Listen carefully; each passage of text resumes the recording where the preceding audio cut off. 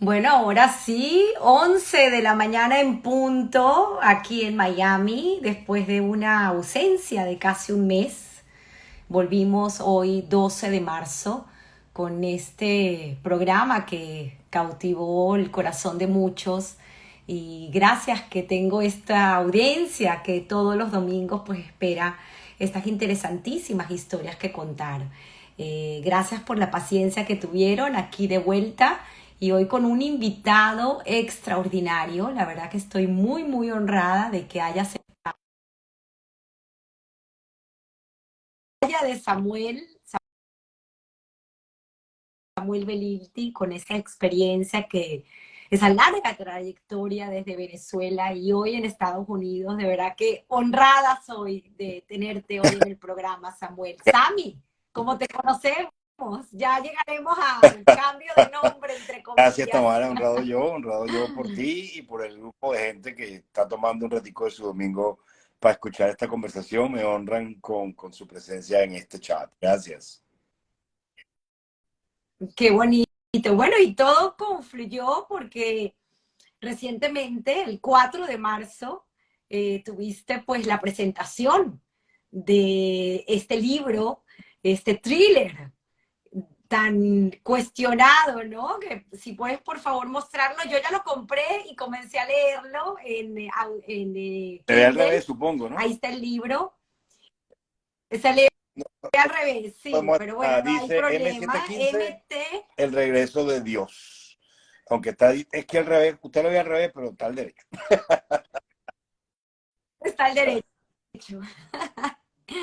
He tenido la oportunidad, pues esta semana que me tomo de investigación, sobre todo ayer, que fue donde tuvimos esa conversación previa que suelo tener con el invitado, fue fascinante porque, aunque no lo creas, he estado larga mañana estudiando pues todo el tema de tus orígenes y entender un poco el tema de Melilla y el protectorado español y la guerra civil y me consumió gran parte de mi tiempo porque siempre pienso pues que todo esto, y tú bien lo dices en tu libro en la parte de agradecimientos, quiero comenzar por ahí, como al final nuestro pasado lo tenemos que honrar y además linkea lo que es nuestra historia y linkea Absolutamente. quiénes somos.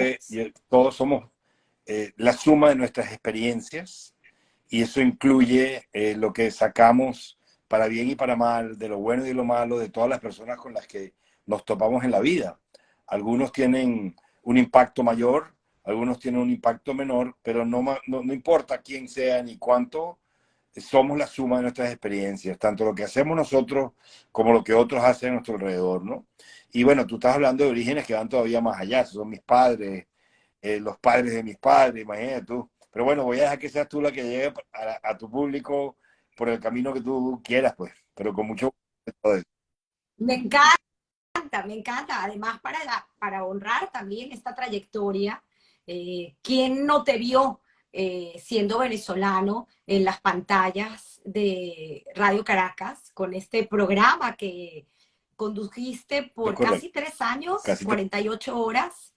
Y ahorita que estuve viendo la entrevista que tuviste, quien también fue presentador de tu libro, Sergio Novelli, esa riña también que tenían interna, ¿no? De quién hacía qué, y pues tu cierre, que efectivamente lo hiciste desde los Estados Unidos, ese programa tan bueno, famoso de Chávez. realmente no es Eh, un... Lo que hice fue cubrir las elecciones de Chávez.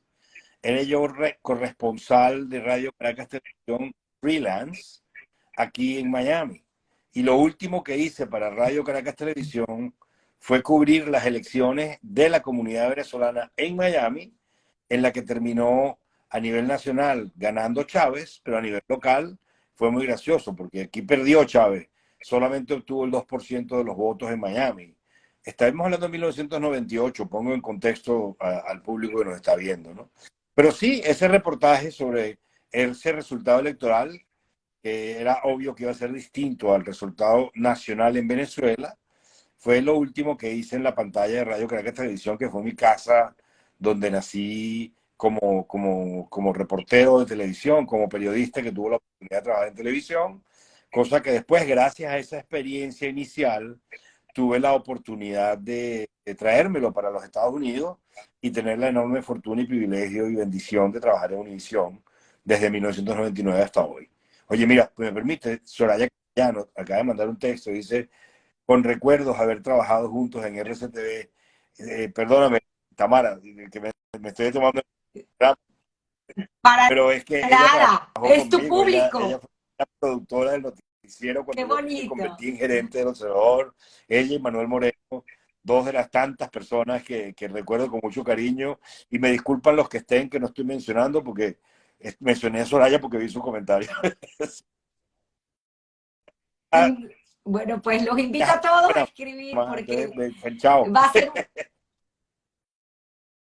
qué bonito, va a ser un programa maravilloso porque como bien lo dijiste, suelo hacer un viaje a nuestro pasado, así que les garantizo que va a ser algo diferente porque como siempre digo, es una historia que contar y tú tienes muchas historias que contar y te hice revivir un poquito, yo no sé si No, lograste hablar con mira, tu madre, larga lamentablemente vida no para pude tu hablar con madre. ella y bueno, hay datitos que es muy interesante, si me permite explicar.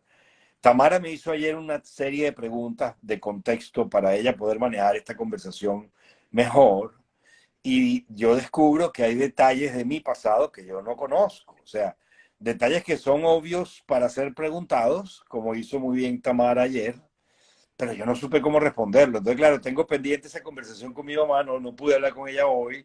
Ella vive en California, son 3 horas antes, y la verdad que ahorita en la mañana se me complicó y no la llamé. Entonces, te debo unos detalles, pero bueno, tú dirás de cuáles queremos hablar o no.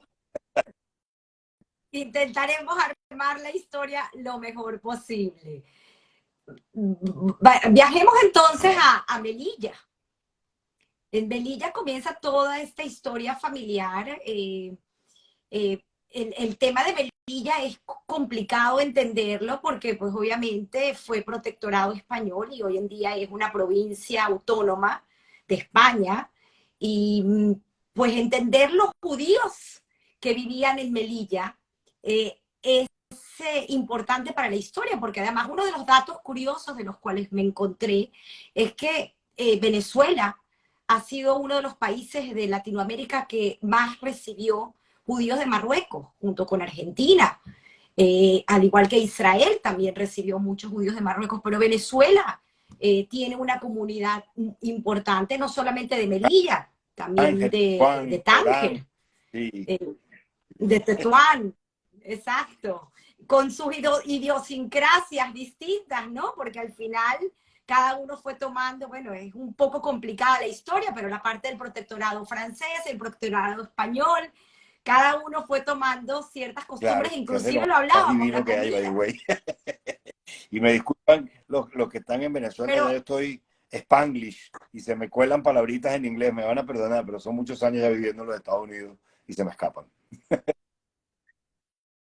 entender un poco esa casa de la cual vienes, vamos a remontarnos, como dije, a la historia de tu padre y la historia de tu madre, por Mira, quien quieras Abraham es mi comenzar. papá, que en paz Abraham, descanse, falleció ya hace muchos años. En hebreo decimos Zichrono Lebraja, que su memoria sea bendita, su recuerdo sea bendito. Y él nació en Melilla. Y ya va, déjame decir algo primero. Como te comentaba ayer, Tamara, yo viajé a Melilla, yo ya tengo 59 años. Y la primera vez que fui a Melilla fue hace un año nada más, menos, ¿no? Fue en verano del año pasado. Estuve en España por primera vez y era un viaje obligatorio ir a Melilla para conectarme con ese pasado que yo no conocí. Yo no conocí a mis abuelos paternos, conocí solamente a mi abuelo materno y no fue en Melilla, fue en Israel mucho tiempo después.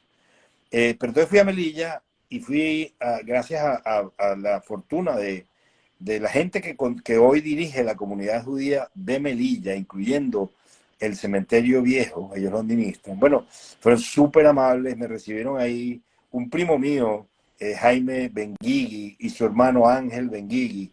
Me hicieron el contacto con un señor que sea de apellido Wanich, ahí en Melilla, quien fue súper amable. No solo me permitió entrar al cementerio y ver la tumba de mi abuela, a quien no conocía, y la tumba de mi tío Samuel. Esta historia no la conoce mucha gente. Mi mamá, cuando era niña, pierde a su hermano mayor, que tenía 13 años cuando fallece, y él fallece por polio.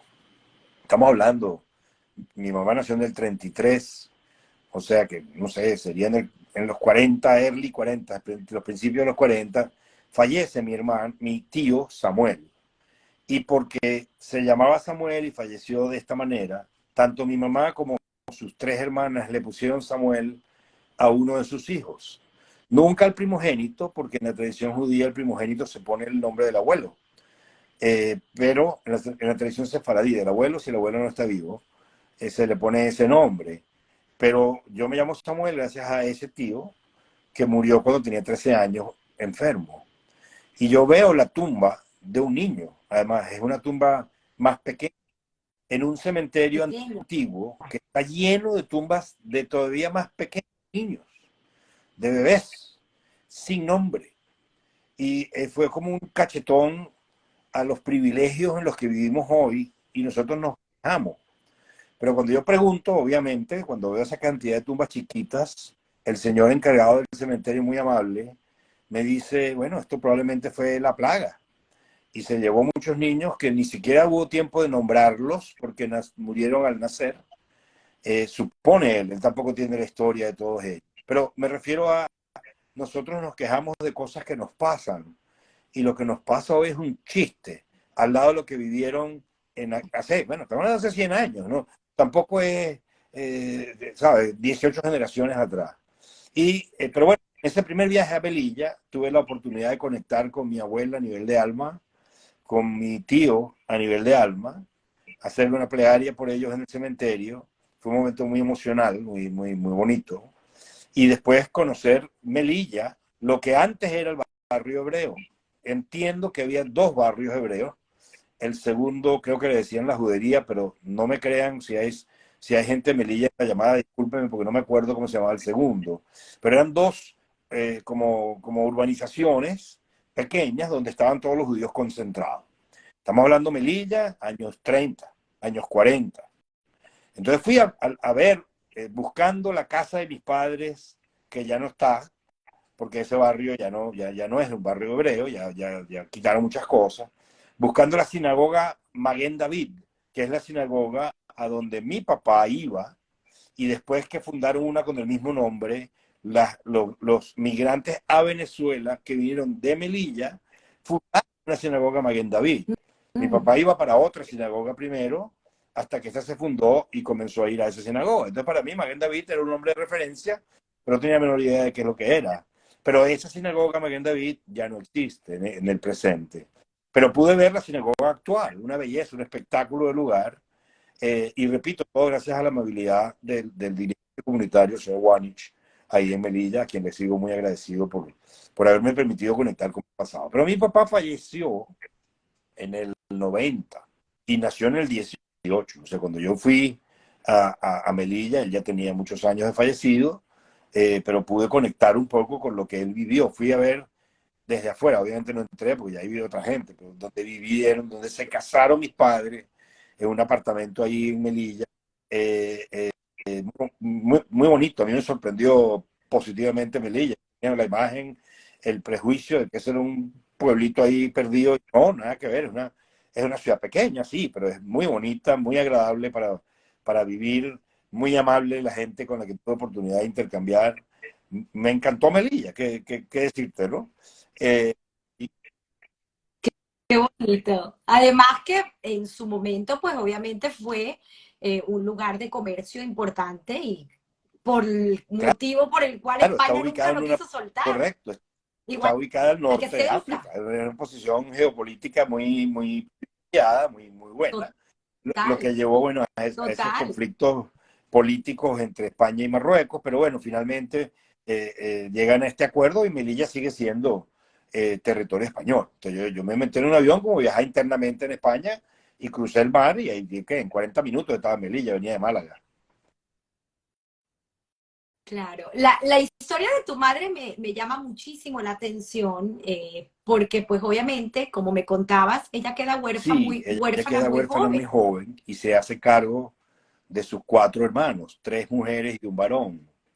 Y ella, bueno, se hace cargo de ella siendo muy jovencita, tuvo que trabajar, quedó huérfana de madre y su papá, el señor Alberto, se casó otra vez y la relación fue bastante tensa entre la nueva esposa de su papá y mi mamá y sus hermanas.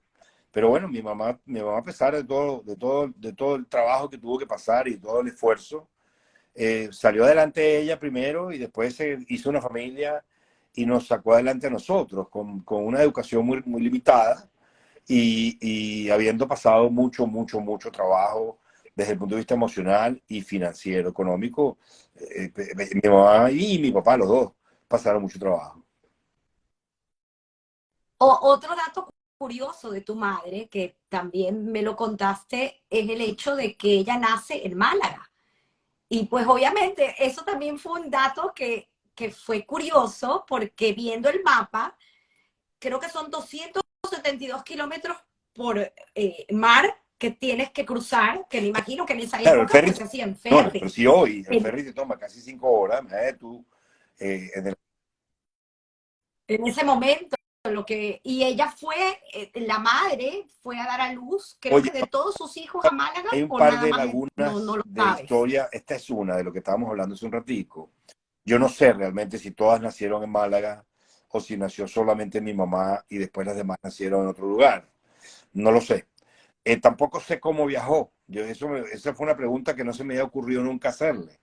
Y te la voy a hacer porque quedé picado y quedé comprometido contigo en darte la respuesta, pero realmente no sé. Yo presumo que fue en ferry y lo que es curiosito, yo fui a ese viaje para Melilla, fui con mi esposa y con mi hija menor, Elizabeth. Y bueno, ya tenía 20 años, no es que era una niña, pero, o 19, 19 años, perdón. Y nos fuimos juntos a Melilla y fuimos a Málaga a buscar la casa donde nació mi mamá, porque eso está escrito en su partida de nacimiento, que yo la tengo.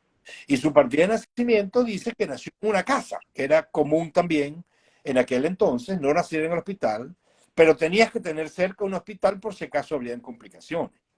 Y entonces buscamos esa casa, la dirección exacta, pero ya la casa no existe. Entonces no pude realmente identificar dónde exactamente nació, pero estuve en el lugar donde teóricamente estaba esa casa porque está la dirección claramente delimitada en la partida de nacimiento de mi mamá.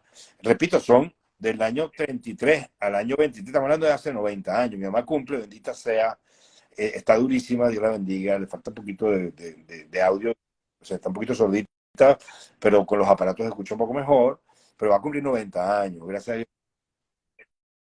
Qué Larga vida, amén, bonito. Dios te oiga, Larga tu boca al vida. cielo. Amén, amén.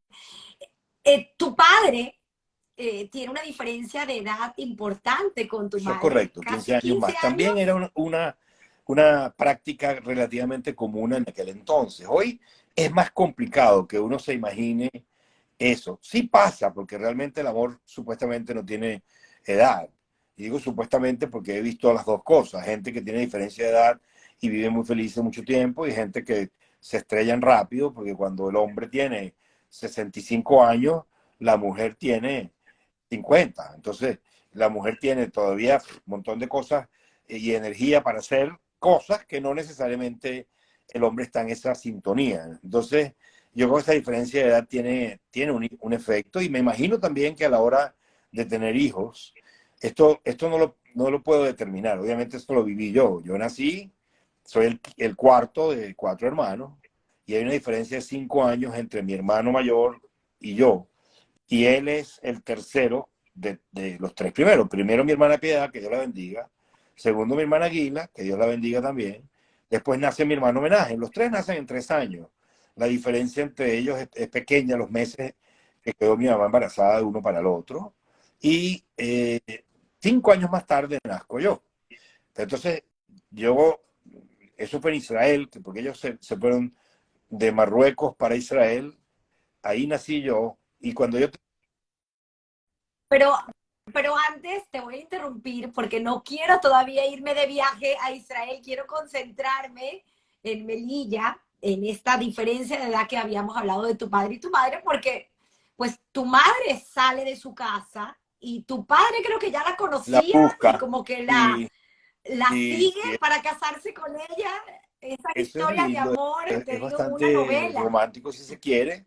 Ese es otro detalle que no tengo el detalle exacto. ¿Cómo fue ese reencuentro? O sea, lo que yo tengo, el conocimiento es efectivamente mi madre sale de casa de su padre y su madrastra, se lleva a sus hermanas y va a vivir a casa de una tía que la recibió con los brazos abiertos, conociendo que había un poquito de roce.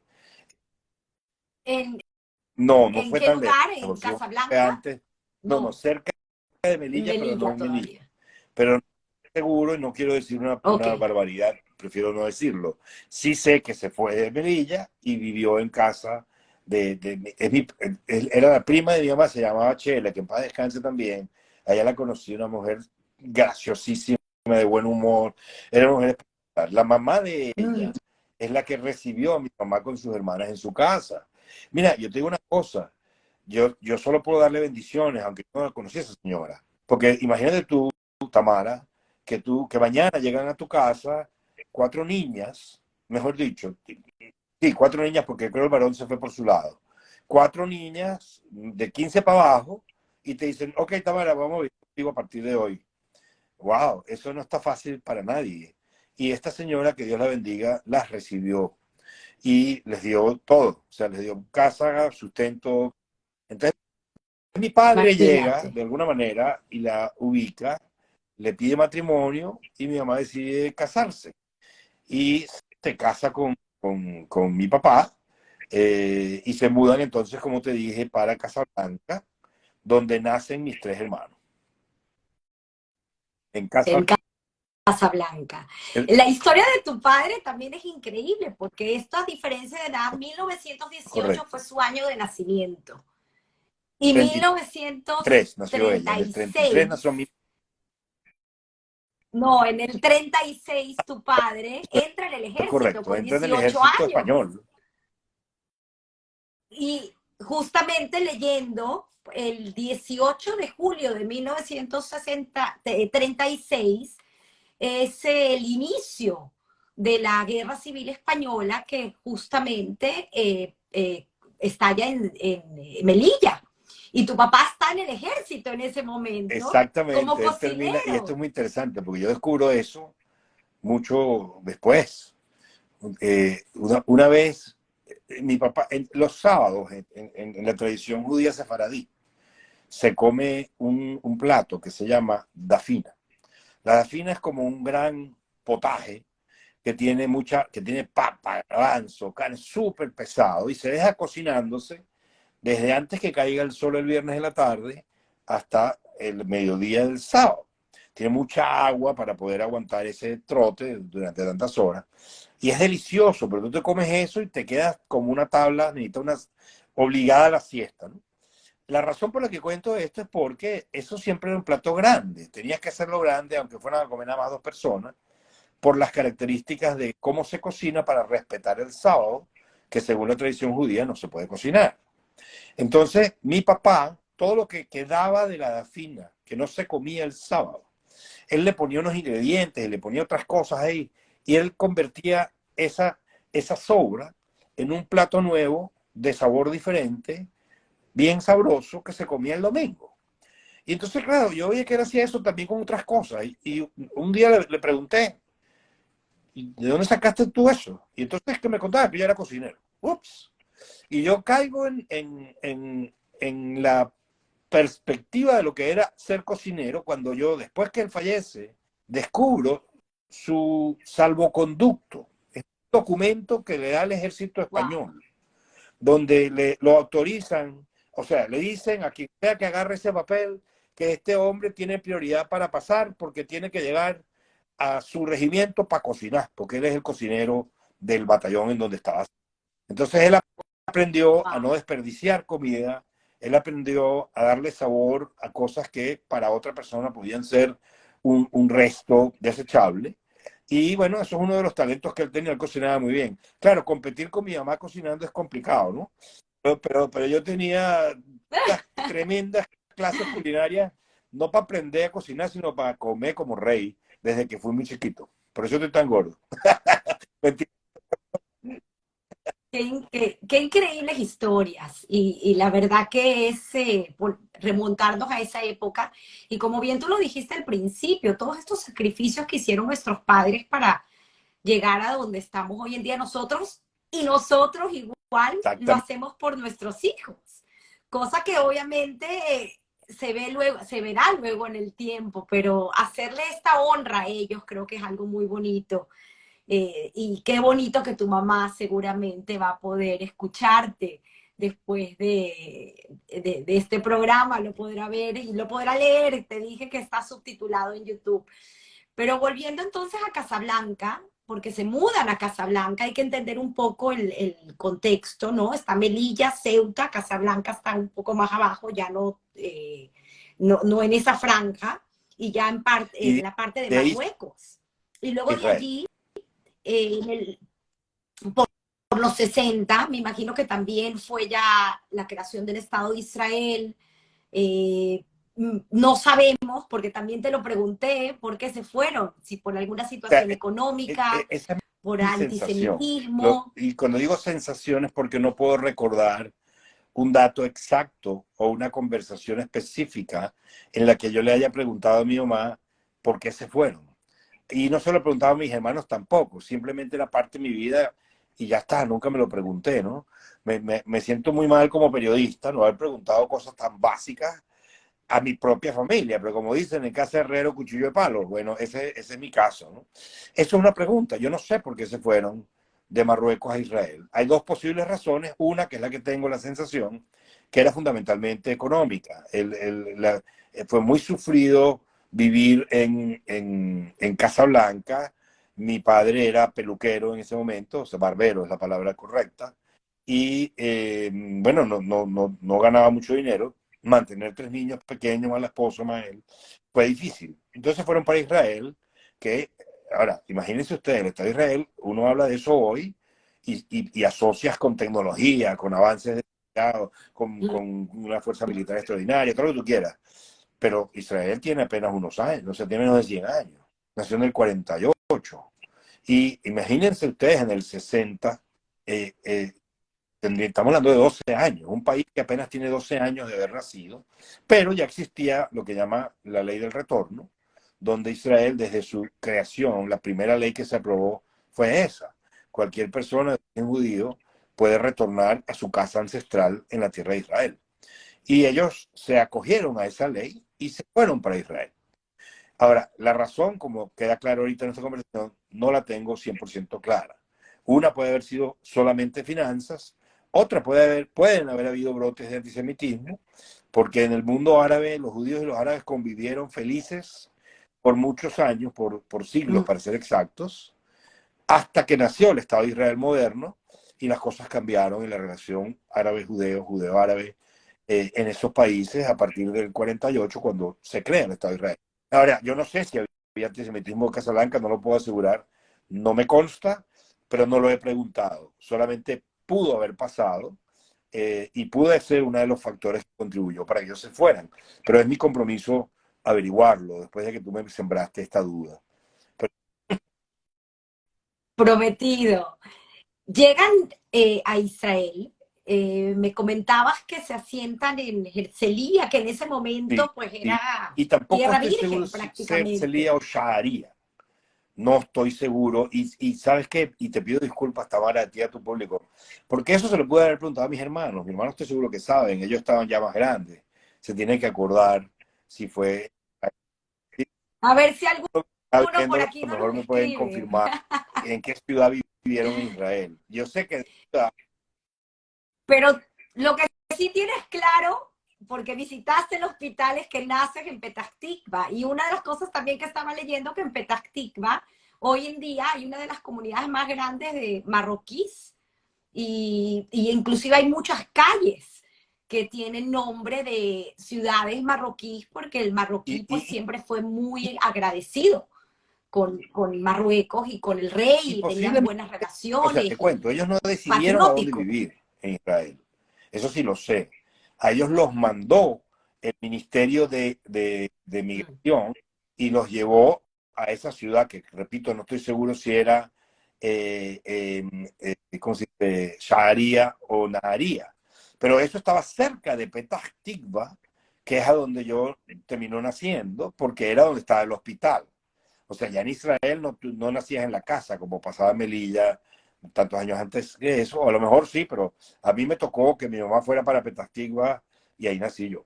Petah Tikva, para los que no conozcan hebreo, significa la fuerza, la puerta de la esperanza. Oye, por cierto, hay una prima mía, Alice Bagnin, hola Alice, Dios te bendiga.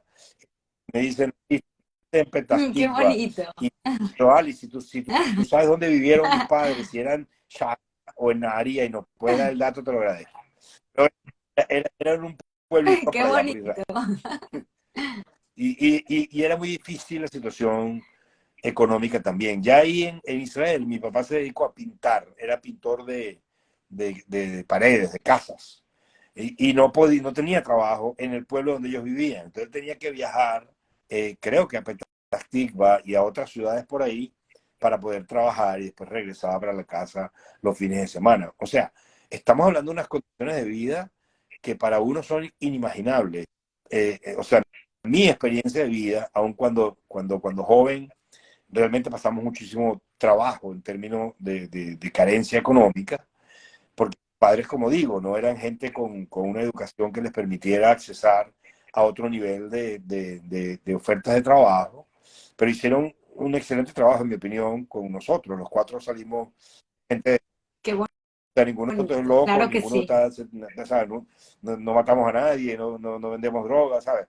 Bendito Dios. Y eso es gracias a los valores que ellos nos enseñaron, a pesar de las carencias económicas por las que vivieron. Pero en Israel, todavía, Y oh, claro, grandes imagínate, sacrificios también. mi papá se va de Israel. Bueno, no sé si quieres ya tocar ese tema o quieres algo más, pero mi papá se va a Israel. Yo acabo de nacer.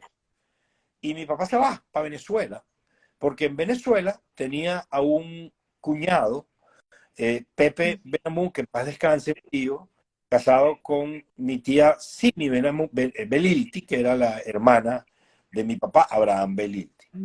El Pepe Benamú ya tenía un negocio en Venezuela y le ofrece la oportunidad de trabajar con él a mi papá. Y mi papá se va a probar suerte. Venezuela es la tierra de la prosperidad, la tierra de los...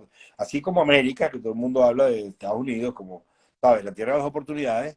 Eso fue Venezuela por muchísimos años, por décadas. O sea, atrajo migración de España, de Italia, de Portugal, de Israel, como estás escuchando, pero porque venían de ahí. Anyway, cuando mi papá se va, mi mamá se queda en Israel con 4 años, incluyendo un recién nacido, yo. Entonces, imagínense ustedes la historia. Mi mamá no puede trabajar con 4 niños de esa edad y tiene que esperar que le llegue lo que mi papá desde Venezuela le mandaba. Que no había Western La Union, no había remesa, wire transfer, ¿saben? Era diferente el mecanismo para recibir dinero, una remesa, claro. y hubo momentos que mi mamá me cuenta que no llegaba a tiempo y tenía que pedir fiado en la carnicería para poderle dar de comer a sus hijos. O sea, son cosas que uno no se imagina que sus padres pudieron haber vivido. Y mi mamá, bendita sea, no solo lo hizo, sino que lo hizo con mucha dignidad y con mucha fuerza y no nos abandonó, porque pudo haber dicho, ¿sabes qué? No me calo esta y me voy. No lo hizo, bendito Dios. Al contrario, no, yo estoy seguro que eso ni siquiera le pasó por la cabeza. Y nos mantuvo a los cuatro y después viajó sola, ya era en avión, y el viaje fue de Israel a París, de París a Nueva York y de Nueva York a Caracas. Estamos hablando de 1965, donde los vuelos eran un poquito más lentos y probablemente más incómodos, con 4 niños chiquitos. O sea, esa travesía que hizo mi madre para llegar a Caracas, a donde gracias a Dios estaba mi papá con su familia, todos los hermanos a quienes recuerdo con mucho cariño y hermanas, recibiendo a nuestra llegada, mi mamá con nosotros cuatro. Bueno, entonces llegamos a Venezuela y comienza nuestra historia en Venezuela, viviendo en San Bernardino, en la avenida, creo que era Codazzi, donde estaba la librería Catalonia. Justo enfrente de la Catalonia vivíamos nosotros. Y ese fue el primer lugar donde vivimos. El terremoto lo vivimos ahí. Y yo tengo hoy todavía, yo Claro. tendría, eso fue en el 67, tenía 4 años. Yo tengo flashes de recuerdo del momento del terremoto, porque es un trauma muy, muy, muy fuerte. Y ya después vivimos en Maripérez, donde pasé la mayoría de mi infancia y mi época en el Colegio Moray Luces, Herzl Bialik, el colegio que la comunidad judía fundó y sostuvo con extraordinario éxito y que bendito sea todos los que han trabajado ahí. La, la historia del colegio es fascinante y en paralelo el oficio de tu padre, porque pues obviamente llegar con 4 muchachos a Venezuela y querer entrar en el colegio comunitario también representó ciertos problemas que obviamente la comunidad, como lo sabemos, con esos brazos abiertos que tuvo para cada uno de las personas que no tenían los recursos, aceptarlo. Aquí tenemos a Benjamín, que ya también tendremos un cuento con Benjamín Schomstein, director del colegio y querido por tantos, extraordinario, pero De, fue una situación donde tu padre, pues obviamente tuvo que llegar y pedir ayuda y y por además cierto, su Alon trabajo. Weisman, gracias, está corrigiéndome. La avenida donde yo vivía, donde está es Manuel Felipe Tovar, es Ah, verdad. La avenida, la calle Tovar, Ideal me Palace. encantan los apuntadores. El, el, ahí vivíamos nosotros y efectivamente mi papá consiguió, o sea, para mi papá era un tipo bastante tradicionalista y más adelante en su vida se hizo bastante más religioso, ortodoxo. Yo en ese momento era un niño, así que estaba, era, ¿sabes? Absorbiendo lo que mi papá y mi mamá me inculcaran. Pero ellos hicieron el esfuerzo de que sus hijos estudiaran en una escuela judía. La escuela judía, el Colegio Moral y Luces, es excelente, pero era costoso. Por eso, o sea, todo lo excelente cuesta más plata. Pero en hebreo, en la religión judía, hay una frase que tú conoces bien, Kol Bene Israel, Arevim, Zelase.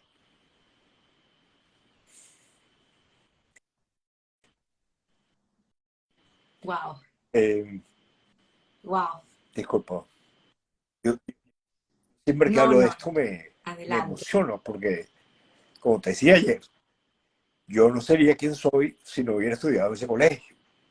Y estuve a punto de salir por dinero, no tenía con qué pagar. Y mi papá ya no quería seguir pidiendo, y podía pedir. No podía, no, pues podía, pero obviamente eran 4 Eran muchachos, cuatro era muchachos y complicado. Y era cuando yo mucho llego a sexto tiempo. grado, me iban a sacar.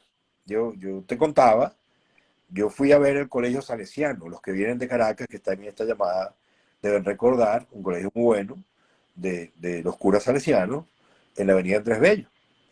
Y esa frase en hebreo que dije, me la están traduciendo, claro, Mm. me tranqué y no dije la traducción al español, que es cada miembro del pueblo judío es responsable uno del otro.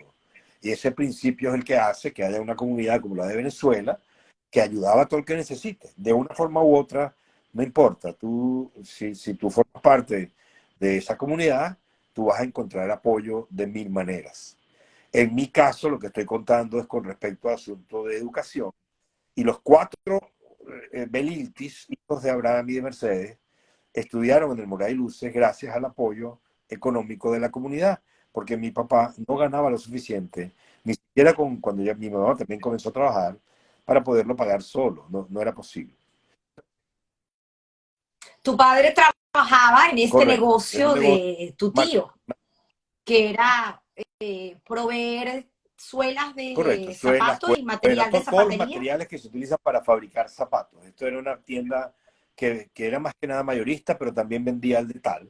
Quedaba de Solís a Camino Nuevo, ahí en cerca de Miraflores, en Caracas. Y yo recuerdo que cuando era niño, cuando iban las vacaciones, yo me llevaba mi carrito y iba a jugar ahí en esa tienda. Entonces mi papá fue pegado de sus cosas de trabajo y yo metido para allá atrás, estaban todos los cueros. Y me acuerdo yo jugaba con el carrito encima de los cueros de vaca, que básicamente era cortada ahí extendida, diferentes colores, con tratamiento para los colores de los zapatos. Y encima jugaba con mi carrito. Wow. Y eso lo recuerdo. Recuerdo el señor García, que en paz descanse. Es un viejito que vendía ollitas de peltre en la puerta del negocio donde trabajaba mi papá. Era tremendo. Entonces, la experiencia de haber vivido por ahí es lo que, de haber vivido eso, perdón, me permitió, bueno, recordar estas cosas de mi vida con mi papá, que descanse. Pero entonces fui perdón, en sexto grado me iban a sacar y hablando de Benjamin Schonstein, presente en esta llamada, eternamente agradecido, no sé cómo ni con quién, pero él consiguió que alguien, un donante anónimo, Wow. se encargara de mi educación.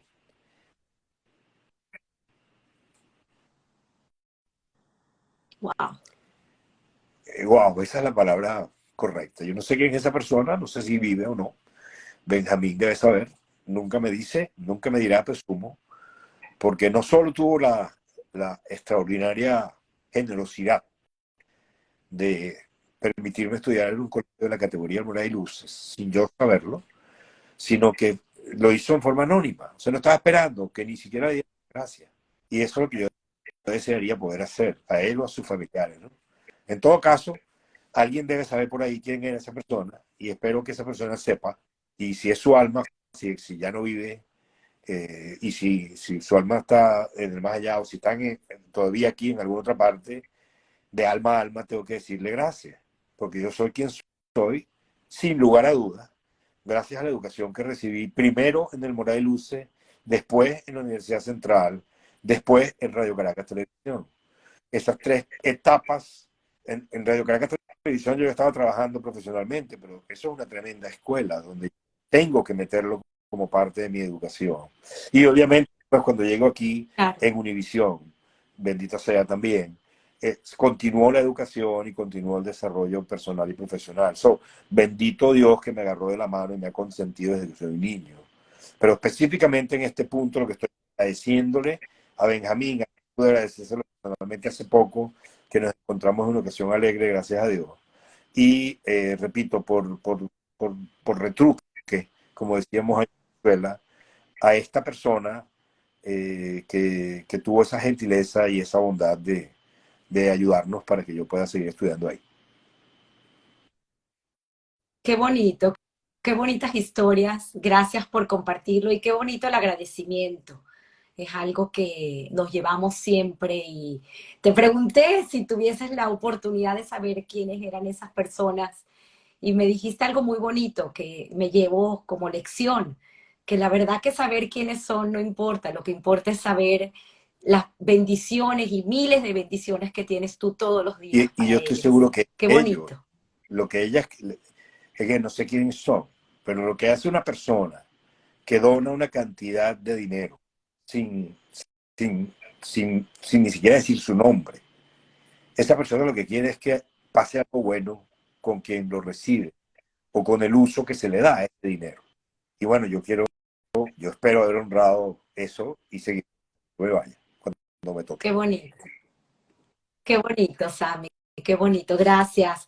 Esta escuela, como bien lo dices, que también, eh, obviamente, en el momento no te das cuenta de la formación que te iba dando, porque también fue como una casualidad, cosas de pasillo que sucedieron, que te hicieron tomar posiciones de secretario de deporte, que también una de las cosas que te pregunté, ¿qué deporte hacía Esa historia es Sammy?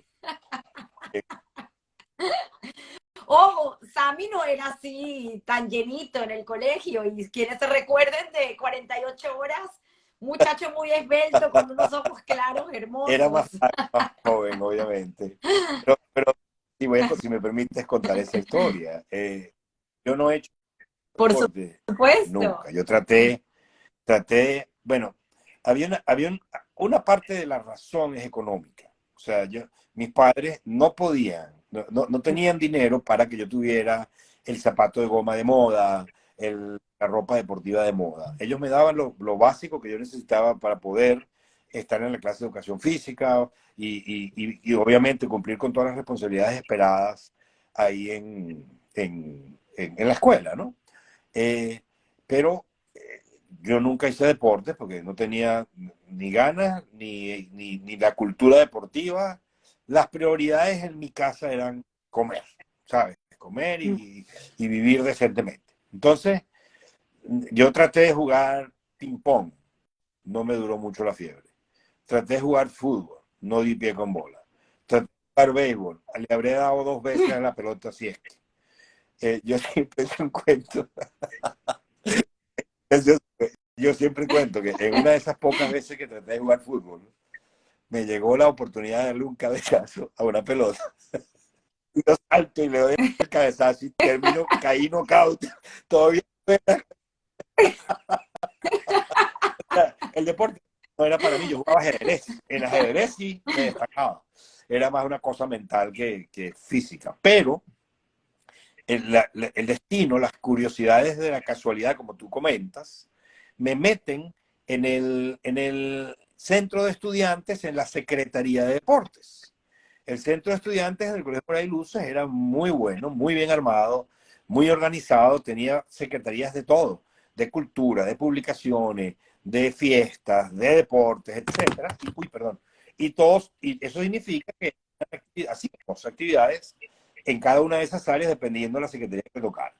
Pero un amigo de mi hermana mayor me ve cuando yo estoy en primer año de bachillerato, que es el equivalente aquí en Estados Unidos a octavo grado, 8, 9, 10, 11, correcto, octavo grado, y me dice, oye, mira, métete conmigo en el centro estudiante, yo soy el secretario de deporte, vente, trabaja conmigo, que te va a gustar. Yo, ok.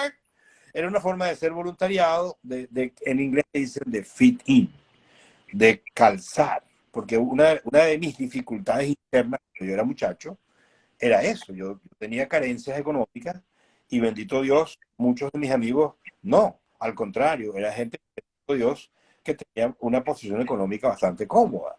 Y yo sentía ese complejo interno de que yo soy pobre y ellos son ricos. Entonces yo tengo que hacer lo que sea para poder estar a la talla, ¿no?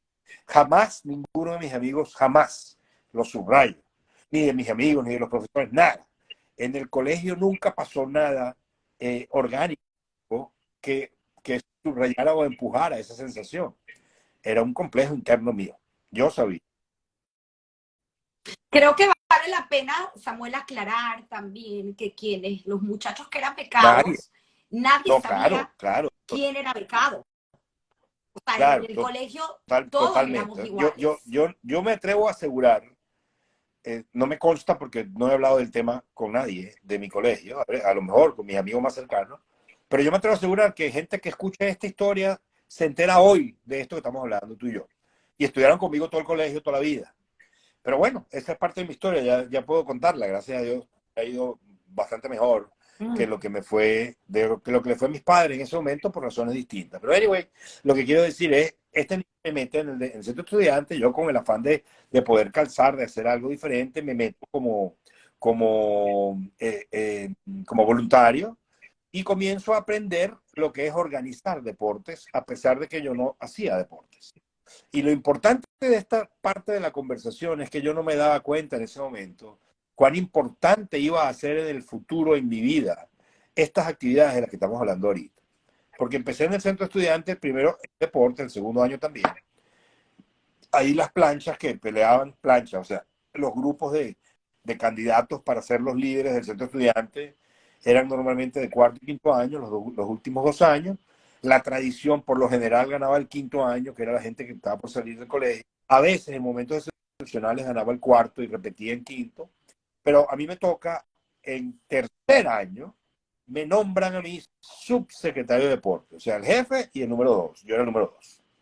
Y entonces, claro, ahí tengo responsabilidades directas de coorganización que me daba el secretario, que no lo podía hacer todo él solo. Y me da responsabilidades y yo aprendo mucho más de la organización de los juegos intercursos. Y a juegos intercursos estamos hablando de que serían 5, 10, 15, 20, 25, tal vez más. De entre 25 y 30 salones de clases, cada uno de ellos con 30 estudiantes de todos los deportes, ¿no? Y, o sea, la organización de eso era compleja. y el calendario, y qué va contra quién, y cuándo, y la historia de todos los deportes, y Imagínate. atletismo, y natación. Era una cosa bien compleja, pero para nosotros era un placer, era un hobby, o sea, era una actividad extracurricular. En tercer año soy su secretario y también comienzo como líder de grupitos en los seminarios que hacíamos en aquel entonces, Madrid se llaman en hebreo, que son los líderes juveniles de grupos pequeños en determinadas actividades. Comienzo a hacer eso como parte del centro estudiante y me encanta y me desarrollo en esta área también. Esos son los primeros pasos de liderazgo con grupos. Y cuarto año vuelvo a ser subsecretario, la plancha de nosotros, el candidato a presidente de la Jacobo Garzón, en cuarto año perdimos y normalmente la plancha perdedora dejaba un número de representantes en el centro estudiante porque era el cuarto año. Y el quinto año me toca finalmente ser a mí el secretario de deporte.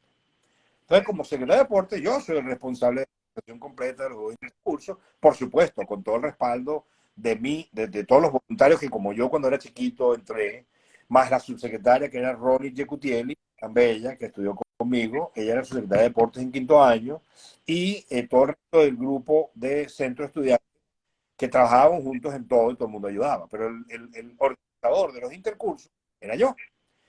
Y la parte más importante con respecto al futuro de mi vida es que yo decido que yo voy a ser el maestro de ceremonias de la inauguración.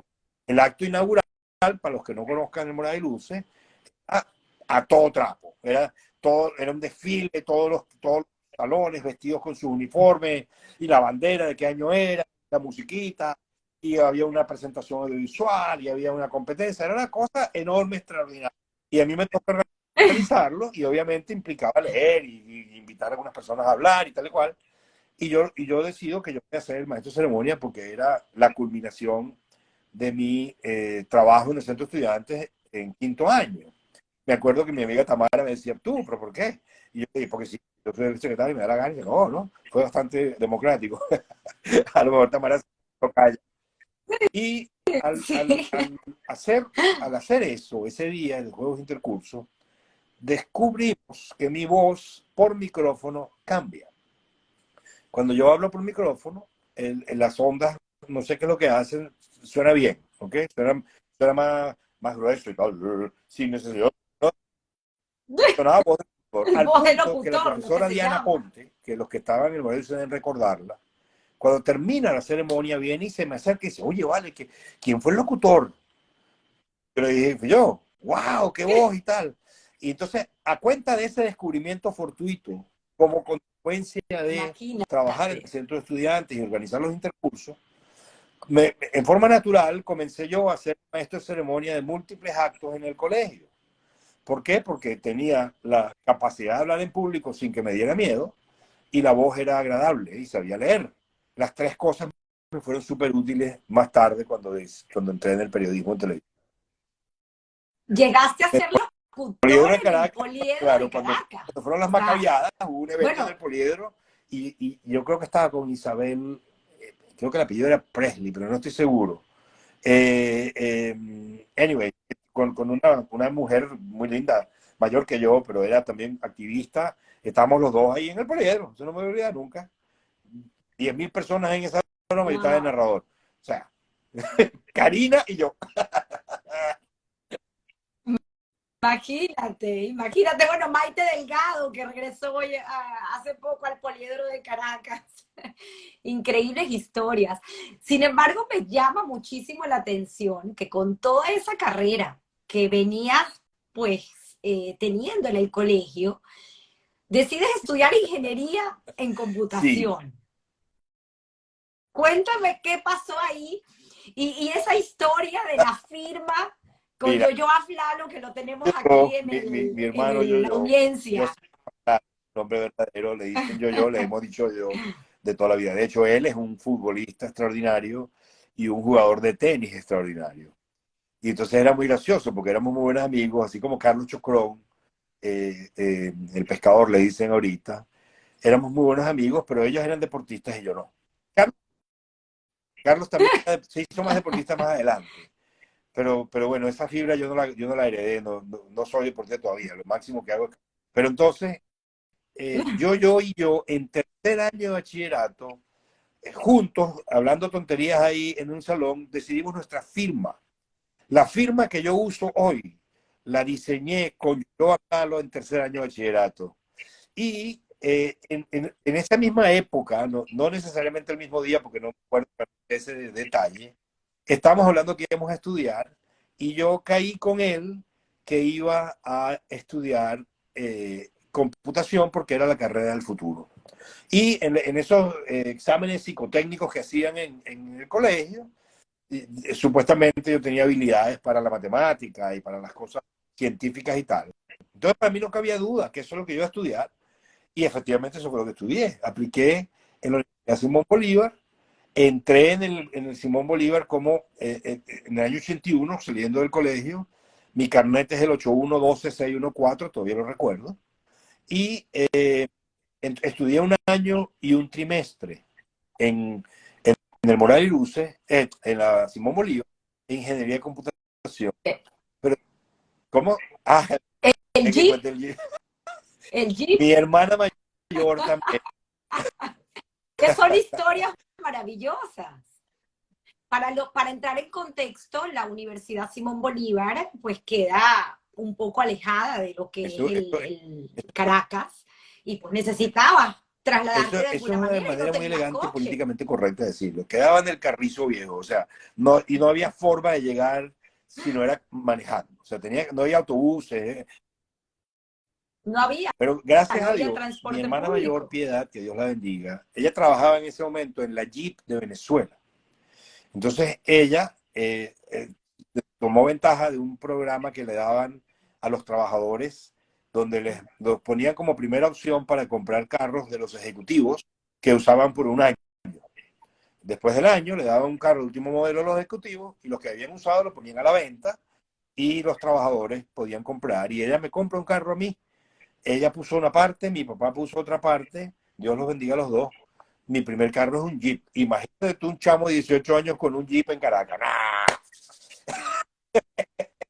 No, pero fue muy bruto. Yo maltraté mucho ese carro por ignorante. Pero no, el punto es que gracias a ese carro, oh, absolutamente, Si eres fiel a la marca, me hoy tengo un dijiste. Jeep todavía. Es por eso, simplemente por eso.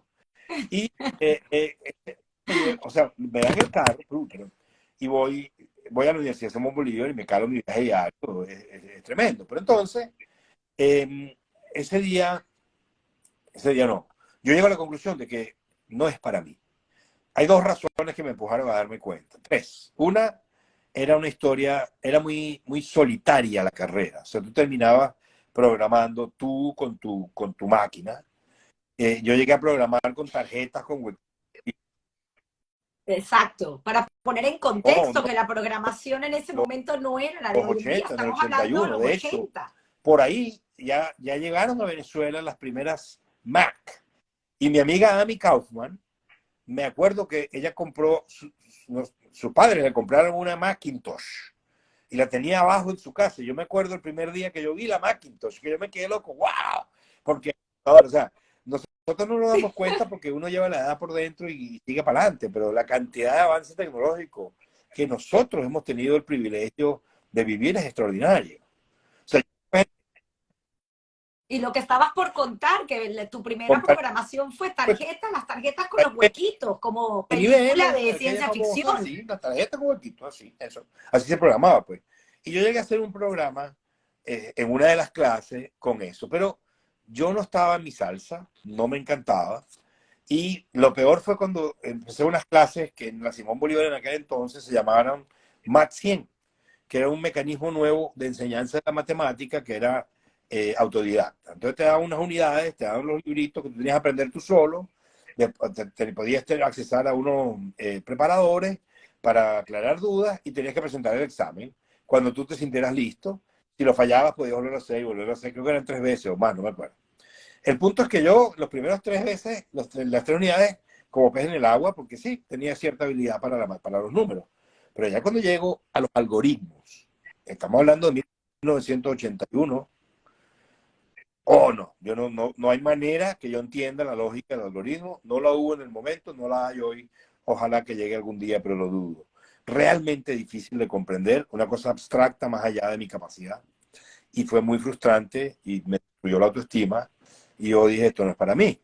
Y había un profesor de física, creo que era, es Fortunato Benacerraf, o Fortunato Benarroch, perdón.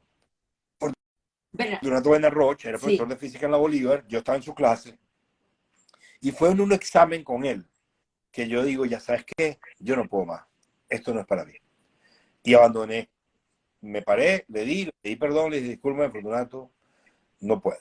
Se lo entregué y me fui de la universidad directo a la secretaría a pedir mis notas, o sea, tumbé la materia para que no me saliera el cero y pedí mis notas para pedir un traslado a la Universidad Central. Todavía no sabía para hacer qué. Entonces evalué tres opciones, o educación, o trabajo social, o comunicación social, y terminé en comunicación social, que después terminó siendo periodismo, más allá de la comunicación específica general, que era radio, cine y televisión. Y bueno, mi entrada a la universidad fue también una historia. Es que esa historia creo que vale la pena contarla, pero antes de eso, ¿cómo le dijiste a tu padre que te Una, cambiabas de carrera? Eso, esa imagen que uno tiene muchas veces de sus padres que tú dices, no mira, me lo va a aceptar nunca.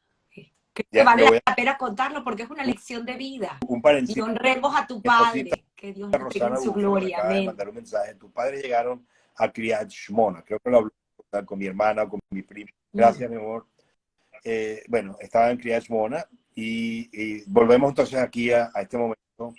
Sí, mi papá era un tipo parco, era un tipo que no comunicaba mucho. Yo pienso hoy en día que él hizo lo mejor posible con los recursos que tenía disponibles, porque no hubiera pasado por todos los sacrificios que pasó si no hubiera querido a sus hijos, si hubiera ido él. No lo hizo nunca. Entonces era un tipo de familia, un tipo religioso, pero era parco, complicado de conversar. Y yo le tenía un poco de miedo. No me atrevía a conversar con él cosas mías, no lo hacía nunca. Entonces, cuando yo le tengo que decir a mi papá que me voy a ir de la Universidad de Simón Bolívar para estudiar comunicación, yo tenía dos problemas. El primero, pensaba, me van a quitar el carro, porque me lo quitaron en España, a la Bolívar, y la central queda para Tamingo. Yo vivía en Maripérez, no podía ir caminando. El segundo temor era que en ese momento el prestigio de la carrera de comunicación social no era el mejor.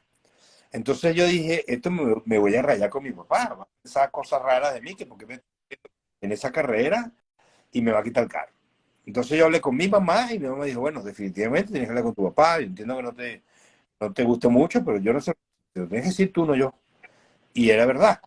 Bueno, yo estuve como 15 minutos yendo y viniendo en el pasillo, en el apartamento y cuarto piso de Mari Pérez, porque él estaba en el cuarto al final del pasillo a la derecha con la puerta cerrada, porque a él le gustaban los caballos. Entonces en los domingos era su rutina, en pantalón de pijama, camiseta sin manga, se echaba en la cama a leerse la Gaceta Hípica. Todos los que vienen de Venezuela recuerdan seguro, aunque no la hayan comprado nunca, pero saben lo que es la Gaceta Hípica. Y mi papá se la el 5 y 6. El Y él 5 y se lo 6. estudiaba y se lo aprendí y tal. Entonces yo finalmente me armo de valor, abro la puerta, me quedo en la puerta, no me acerco, cobarde. Me quedo pegado ahí en la puerta y yo le digo a mi papá, papá, te tengo que decir algo. Entonces él, me acuerdo, él estaba, como, imagínense así, pero no era el libro, era la Gaceta Hípica. Entonces él hace así, dime. Tengo la imagen grabada y estamos hablando de algo que pasó en 1983. No, 1982, Wow. perdón, un año después de haber entrado en la Bolivia. Y me dice, dime. Entonces le digo, mira, papá, y fue, pero bueno, se lo vomité de un tiro. ¡Guau! Lo estuve pensando, yo no puedo seguir estudiando computación, me voy a ir y estoy aplicando por traslado para estudiar computación social en la central. Así rapidito. Entonces se me queda mirando y me dice, ¿lo pensaste bien? Digo, sí. Dice, pero ¿estás seguro? Y yo digo, sí, con el corazón que se me salía del pecho, ¿no? Latiendo. Y solamente me Wow. dijo, suerte, que Dios te bendiga. Yo no lo podía creer, Wow. pero me quité un peso encima tremendo y esa historia que estoy contando me dio muchas lecciones. Porque uno se cuenta historias de lo que uno supone que el otro piensa, quiere o siente. Tú te las cuentas y te las crees y actúas en consecuencia. Y fíjate cuán equivocado estaba. No me regañó, no me criticó, no me dijo que estaba loco, no me quitó el carro. Es que no, ni siquiera se paseó por nada de eso. Escuchó a su hijo y le dio un voto de confianza diciéndole, dale, que si ya lo pensaste, tú sabes lo que estás haciendo. Yo no hubiera pensado eso de mi papá, nunca. En la lección de Qué vida. lección Y es de aplicable vida. a todos a nuestro alrededor, no solo a tus padres. Estoy seguro que esa situación con mi papá no es única. Estoy seguro que muchos de los de mi generación, que tenían padres como los de la generación de mis padres, que vinieron de Marruecos con un nivel de ignorancia desafortunada, porque no tuvieron la oportunidad de estudiar, etcétera, etcétera, vivieron cosas parecidas. Yo tengo muy buenos amigos donde me consta, no los voy a nombrar por respeto, obviamente, que sus padres eran muy estrictos, muy duros, porque no sabían cómo hacerlo diferente. Pero eso no significa que no quisieran lo mejor para ti, para mí en este caso. Y fue una bellísima lección de vida la que tuve en esa situación. Pero el bottom line, como dicen en inglés, al final del día lo que termina pasando es, me fui de la Bolívar y aplico para la central. Llego el último día para meter los papeles y la persona que estaba en la secretaría, la escuela de comunicación, yo le pregunto, ¿cuál es el próximo paso? Y me dice, no, tranquilo, ellos tienen que evaluar esto y lo van a aprender en enero. Vente otra vez en enero y veremos qué pasó. Ok. Total que me quito el tema de la cabeza, ya dejo de estudiar, estoy feliz de la vida, todo el mundo contento. Empiezo a trabajar, me acuerdo, como office boy en una oficina de un banco. Y llega enero y voy a la Secretaría de la Universidad Central y frente de la Secretaría estaba una cartelera de corte, pegaban ahí las hojitas. Yo te comentaba ayer, para los que tienen generación de mi generación, deben recordar esas hojitas verdes que tenían como dos franjas de dos tonos de verde y huequitos en los lados, porque se imprimían con la cosa esta que lo sacaban. Esa era, ahí habían 5 Perfecto. hojas engrapadas, pegadas en la cartelera, en orden alfabético, y yo paso la B y no dice Belilti Samuel. Paso CD, llego al final, y de último, después del último nombre, hay 5 nombres listados como rechazados. Y el segundo era yo, Belilti Samuel, rechazado el traslado. Y el argumento, yo primero quedé en shock, porque imagínate tú, te quedaste sin carrera. Entonces eres un nadie, tienes el bachillerato, eso es lo que tienes, no tienes educación, y a nosotros nos inculcaron que teníamos que estudiar. O sea, hay gente que es brillante para los negocios y no estudió nada, Dios los bendiga, no era mi caso. Yo tenía que estudiar, ese era mi camino para seguir adelante. De repente me veo en limbo completo. Entro a la secretaría, hay otra persona ahí, una señora que se llama Victoria. Y Victoria fue muy empática, muy bella, me escuchó con mucha paciencia, como yo, o sea, yo casi llorando, le explico, ¿cómo puede ser? Vengo de la Universidad de Simón Bolívar. Y ella me dijo, mira, tal vez es precisamente ese el problema. La Universidad de Simón Bolívar es científica, esta carrera es humanitaria, no tienes mayores materias, lo que enseñamos aquí, pero yo te invito a que vengas de oyente, escuches algunas clases, a lo mejor después eso te sirva para entrar, bla, bla, bla. Yo me acuerdo que yo estuve tan deprimido después de eso, con mucho respeto me habló la señora, con mucho respeto la hablé yo, muy agradecido de por lo menos escucharme, porque, bueno, nada, pero frégate, ve qué hace, ¿no?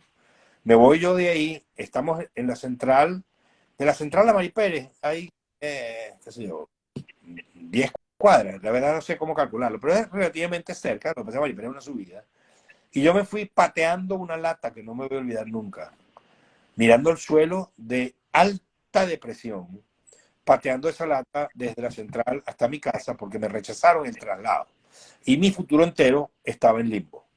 Eh, yo trabajaba, como dije, en una oficina de representación bancaria, era un banco israelí que tenía su representación en Caracas y por alguna razón, un día que no había trabajo, no me acuerdo si era un día feriado del país, no creo del país porque recibí una llamada de la universidad, debe ser un X, una razón X, yo estaba en mi casa, una mañana regular, suena el teléfono a las 10 de la mañana y yo contesto. Cosa que no pasa nunca porque nunca estaba en mi casa a esa hora. Y Pero otra vez, de nuevo en contexto, o sea, que la gente no entiende cómo es que suena el teléfono en la casa, era el famoso CanTV, El el teléfono teléfono que con el uno circulito con los recibía pues números. las llamadas en Digo, casa, levantar el no era teléfono un es celular. literalmente agarrarlo y póntelo aquí, ¿no? Eso para nuestra generación, pues se acuerdan de eso. Los nuevos, No, no, tú le pones un teléfono y no sabes ni qué es. Pero bueno, con el teléfono yo lo contesto y estamos hablando de una época en la que habían huelgas de hambre, gente, el comité de los sin cupo, tal vez se acuerden de esto, de gente que quería entrar a la central y no podía entrar y se encadenaban en una reja. Era una cosa bien dramática y había manifestaciones y bombas lacrimógenas, etcétera. Y me llaman por teléfono, yo levanto el teléfono y me dice, por favor, Samuel Belilti. Y yo, sí, dígame, soy yo. Me dice, Samuel, sí, mira, Samuel, esta es Victoria, la secretaria del decano de la Escuela de Comunicación. El decano decidió abrir 10 wow, cupos más porque quedó mucha gente colgando. Y yo me acordé de ti y te di tus papeles y te aceptó. Ven mañana a inscribir. Esto wow, es mi vida real, agradecido eternamente con esa señora Victoria, que estamos hablando tú y yo, Tamara, el efecto mariposa, que dicen que hasta el aletar de un ala de mariposa tiene un efecto que reverbera y no tiene idea de a dónde va a llegar ni cómo. Bueno, esa señora con ese gesto de acordarse de mí y de sacar esa carpeta y ponérsela al decano, y ese decano diciendo, también pon a este tipo, como a los otros 9 que yo no sé quiénes fueron, ellos le cambiaron la vida a Samuel Belilti, que no deben tener ni la menor idea de cuánto ni cómo, porque todo lo que yo hice después y lo que soy hoy y esta conversación que tenemos tú y yo es gracias a lo que ya conté en Moray Luce y a ese acto de generosidad espontánea, sin intención, sin interés, que hizo una señora que no me conoce, que lo único que supo es escuchar a un chamo desesperado porque no tenía futuro. Bueno, ella hizo esto. Yo me acuerdo cuando me gradué en la central, yo me fui con un ramo de flores para la secretaría y ya la señora Victoria no estaba ahí. No se lo pude dar. Y no sé, nunca supe más nada de su vida. Pero lo mismo que dije antes con la persona generosa que me permitió seguir estudiando en Luce, lo digo para la señora Victoria, que Dios la bendiga, en donde esté, si está viva o si está en otro plano, que Dios la bendiga, que la colme de bendiciones, porque gracias a ella yo soy, igual que gracias a el decano que me dio esa oportunidad. Y ahí entré. tuviste Mira, sí, muchos sí, sí, ya ángeles estamos entrando en siempre. materia del libro. Regreso de Dios. Para mí Dios ha estado conmigo todo el tiempo, no es que tiene que regresar. Pero bueno, ha estado conmigo por dentro y por fuera, pero no físicamente con quien tengo que estar. Esa es la parte que se toca en el libro. Pero bueno, ahí voy a llegar cuando tú digas. Pero Dios, yo sí creo que Dios, yo soy consentido de Dios, para lo cual estoy y estaré siempre sumamente agradecido. Qué bonito, Sammy. Me encanta esta historia. Gracias por compartirla, porque tienes infinitas historias que contarnos hoy, que además son lecciones de vida, porque al final tu historia de esta forma termina siendo una lección de vida para los que tengan oportunidad de escucharte. Así que agradecida y en nombre de toda la audiencia que me está escuchando y que te está escuchando el día de Gracias a hoy, ti. muy agradecidos todos. Esta, eh, este paso tuyo por la central también es importante porque Sí, pues tenías que trabajar claro, claro. Es y que yo esto era de noche. salgo de la Bolívar, ya yo Y empiezo a trabajar. O sea, yo no podía quedarme en mi casa mantenido. Y empecé a trabajar, como te dije, como office boy del Bank Leumi, que era un banco israelí que tenía una oficina ahí en la Avenida Urdaneta. Entonces, entro a trabajar, perdón, cuando entro a la universidad, escribo de noche para poder seguir trabajando. Eso cambia la experiencia estudiantil, porque no es que yo fui estudiante full time, no, yo fui estudiante, a mí, full time en términos de carga académica. Yo estudié 5 años, que es lo que tardaba la carrera en la central. Me gradué en 6 porque tardé mucho con mi tesis, pero yo trabajaba todos los días hasta las 5 de la tarde. Y después me iba a la universidad. Entonces, al principio trabajaba como office boy. Office boy, para los que no sepan qué significa, llevar café, llevar sobres, recoger cosas en la calle y traerlas. Yo no tenía moto. Nunca he sido buen amigo de las motos. Me encantan, son bellísimas, pero me dan mucho miedo. Entonces yo iba caminando y yo caminaba con dinero de depósitos que la gente me daba para poner en el banco, o de bolívares para convertirlos en dólares en Italcambio, que estaba ahí enfrente, etc. Esa fue mi primera experiencia laboral. De ahí yo paso a Hebraica. Y también es, como tantas cosas, una casualidad. Voy a usar una palabra que inventó, o bueno, o la escuché de mi amigo y colega Nelson Bustamante, que son diosidades, no casualidades, sino Dios o diosilidades, algo así le dice, pero sí, lo puedes ver como una casualidad o como la mano de Dios metiéndose para echarte una mano para ayudar. Karen Lapco, mi amiga, colega, que estudió conmigo en el Moray Luce y fue directora de publicaciones, secretaria de publicaciones en el Centro de Estudiantes, cuando yo era secretaria de Deporte, y Tamara Beares, secretaria de Cultura. Karen estaba trabajando en Hebraica, ella es periodista también, y se tuvo que ir, no recuerdo por qué razón, pero cuando Karen se va, ella habla conmigo y me dice, ¿a ti no te interesaría entrar para ser el jefe de prensa y difusión? Es el nombre correcto.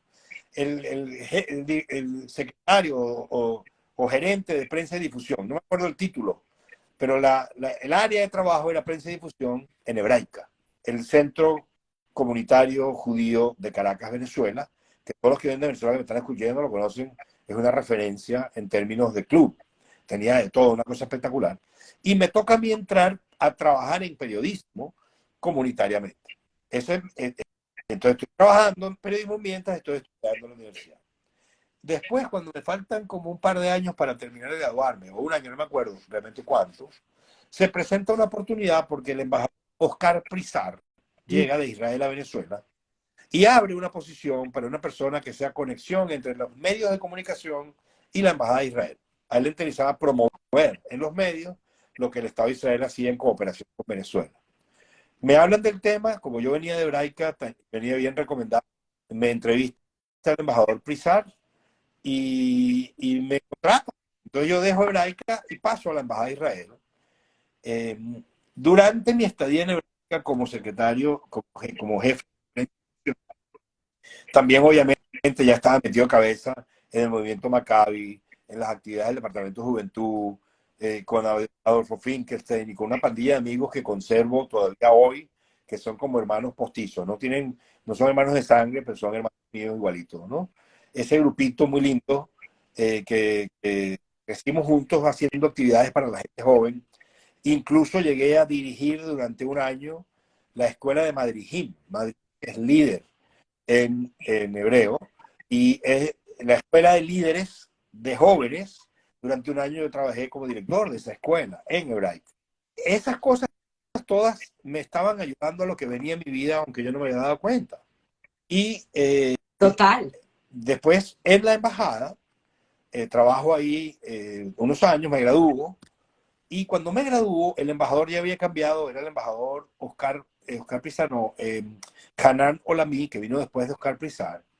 Y ese embajador, Dios lo bendiga, me consiguió una beca, todo pagado, incluyendo tuition y estadía, o sea, el costo académico y la estadía en Jerusalén, la Universidad de Jerusalén, para estudiar un máster en cine y televisión. Eso era un tremendo lujo que yo no me daba Imagínate. cuenta de cuán lujo era, porque yo estudié en la central era, probablemente es todavía, una de las bendiciones de Venezuela, donde tú estudias gratis, no pagas por los estudios. Eso, el que vive aquí en Estados Unidos no entiende cómo eso puede ser posible, pero todos los que vivimos en Venezuela tuvimos la enorme fortuna y privilegio de tener la educación que tenemos gracias a eso. Y yo soy periodista, hago todo lo que tengo porque soy periodista y yo lo que pagué fueron libros. Y pagaba una tontería de registro, pero era... ¿Y cuántos No, no, no, médicos tenemos exactamente, alrededor del mundo que fueron exactamente, graduados gratis. de la O sea, central? no pagamos mucho, no pagamos casi nada. Pero entonces, cuando él me consigue la beca, yo pienso, oye, gracias, pero no tengo conciencia de cuánto estamos hablando de, ¿qué? Claro. 50, $60,000 por año. Yo no sé, porque en esa época a lo mejor era menos, pero es una locura el costo de la universidad y el hombre me consiguió una beca todo gratis. Yo digo que sí, por supuesto, y pongo la renuncia. Y esta historia de mi vida real es de lo más increíble. Yo estoy en mis 15 días de preaviso, que era lo normal, pero con un preaviso feliz, porque todos sabían que por qué me estaba yendo y para dónde me estaba yendo. Estaba en la embajada de Israel. Y recibo una llamada de mi tutor, el profesor Antonio Olivier, a quien amo y adoro todavía hoy.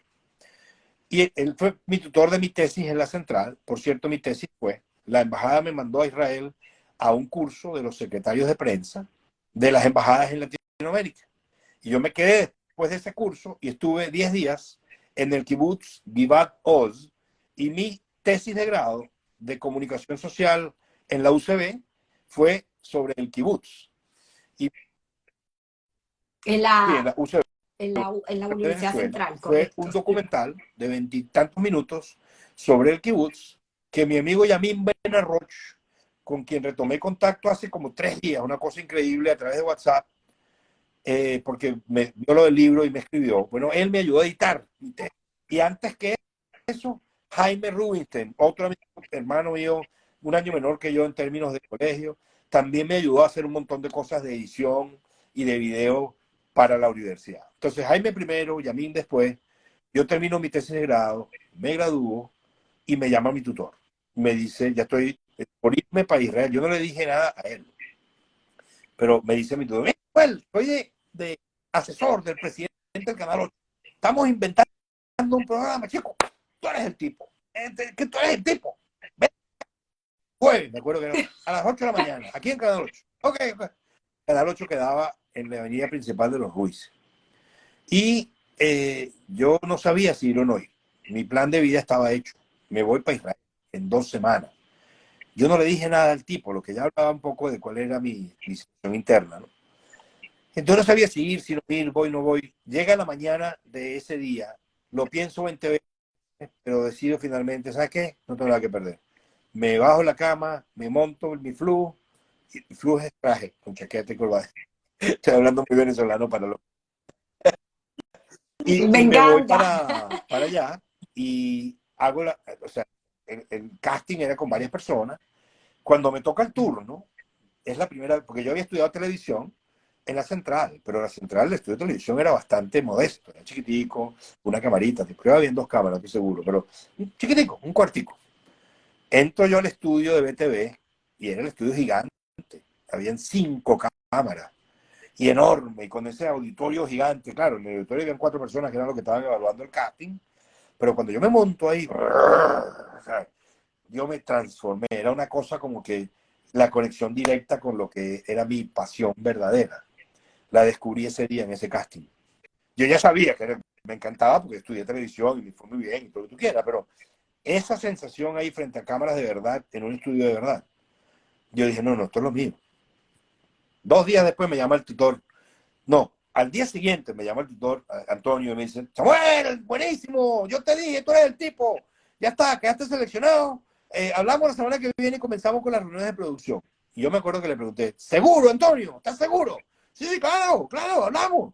Ok, muchas gracias, y le cuelgo. Yo no le dije nada a él de este tema de la beca en Israel. No le cuento nada. Y voy a la oficina del embajador y le digo que no me voy para Israel, que no, yo voy a dar la cara del tipo, pero te puedo La explicar, cara. yo la recuerdo todavía hoy. Y estamos hablando de 1989, 89. Y fue una decepción. Y yo pensaba dentro de mí, muy, muy, muy estúpido, arrogante, yo pensaba dentro de mí, ¿qué le pasa a este señor? Que tengo que hacer lo que él quiere. Es lo que yo pensaba. Años después, ya aquí en Estados Unidos, es cuando Qué yo horror. caigo en lo que yo dejé a un lado, y lo que ese hombre debe haber hecho para conseguirme eso, que no es algo fácil. Y yo así nomás se lo rechacé porque sí, porque voy a hacer televisión. Pero ahorita es que viene lo bueno del cuento. Eh, yo todavía tengo la chutzpah de decirle, puedo quedarme trabajando medio tiempo, que las estupideces que uno hace cuando es joven, ¿no? Y el hombre me dijo, mira, no, yo necesito una persona que tenga su cabeza en esto y tú, obviamente, si te está dejando la beca, tu cabeza no está aquí, ven tranquilo y haz lo que tú quieras. ¿Ok? Termino a tu Vete a postdoc, sí, voy a hacer... protagonizar ante de las cámaras. Entonces, ok, pero pasa la semana y Antonio no me llama. Y en la siguiente semana ya no tengo trabajo y no recibo la llamada de Antonio, y yo lo llamo y no me contesta la llamada, hasta que un día recibo la llamada y nada más de escucharle la voz ya yo sabía que la... Y él me dice, Samuel, mira, yo lamento mucho, pero al presidente del Canal 8 lo removieron y todos los proyectos que estaban siendo desarrollados por él fueron congelados, así que lamentablemente lo que íbamos a hacer ya va a ser. Y ahí está Samuel Belilte, sin beca, sin futuro, sin trabajo, castigándose por estúpido, por haber dejado tremenda oportunidad por una promesa, una monedita de plata que no era plata, sino un espejito de cristal. Totalmente responsabilidad mía, no puedo culpar a mi tutor, él me ofreció una cosa interesante que yo decidí solito aceptar y me salió mal. Pero ahí estoy yo, ahí, ¿te acuerdas la depresión que te conté pasando de la central para mi casa, pateando la lata? Esta vez estaba peor, porque ya yo estaba graduado y había dejado, tiré por la borda una oportunidad de oro, de tener un máster en mi área todo pagado. Me daba con un látigo, era tremendo, qué sensación de estúpido tenía, castigándome por el error. Y mucha Y me culpa. imagino la culpa de con qué cara tú podías decirle a tu Y mi padre padre que habías ya estaba perdido tremenda enfermito, Dios lo oportunidad. bendiga. Entonces era complicado, todavía más Imagínate. complicado decirle lo que estaba pasando. Pero, anyway, yo estoy deprimido, real depresión, tirado en la cama, muy mal emocionalmente, y suena el teléfono, otra vez una mañana, a media mañana, que no es normal que yo esté en mi casa, pero estaba deprimido, no tenía trabajo, no tenía estudio, nada.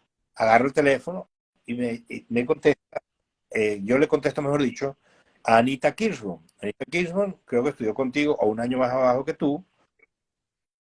Estudió conmigo y tenemos una Ella, historia que contar con ella ella fabulosa. ella es periodista, Comunicadora correcto, social, y ella como me tú, llama, somos colega. amigos, ella me llama y me dice, hola Sammy, ¿qué estás? Y me escucha la voz y ella me conocía, se dio cuenta inmediatamente que yo estaba de luto.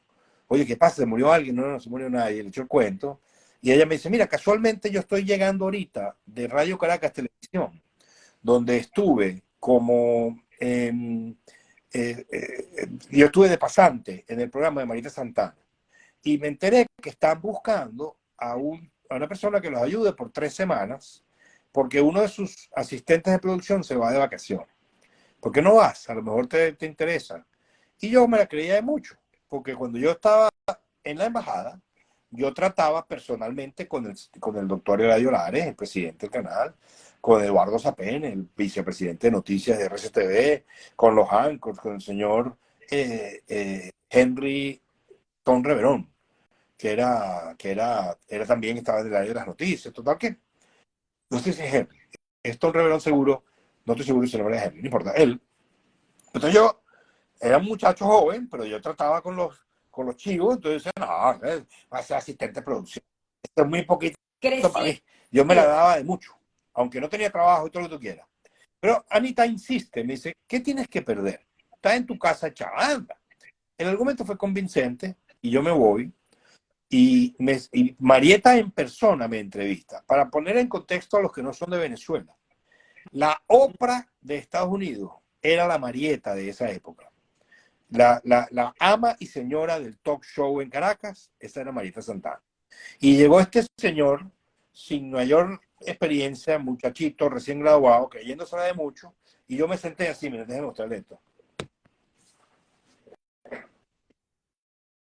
Con las patas Imagínate. echadas para adelante, no se ven en el teléfono, pero con una arrogancia y con una presión, yo no sé, frente a Marieta Santana. O sea, yo le decía a Tamara ayer que si a mí un muchacho viene a pedirme trabajo hoy y se sienta así, le doy un cachetón y lo mando a su casa. Cállate la boca, tú. Pero ella no, ella al revés, fue súper paciente, vio el currículum. Obviamente, para ese momento, los que aplican para esas posiciones son efectivamente gente recién graduada que no ha trabajado.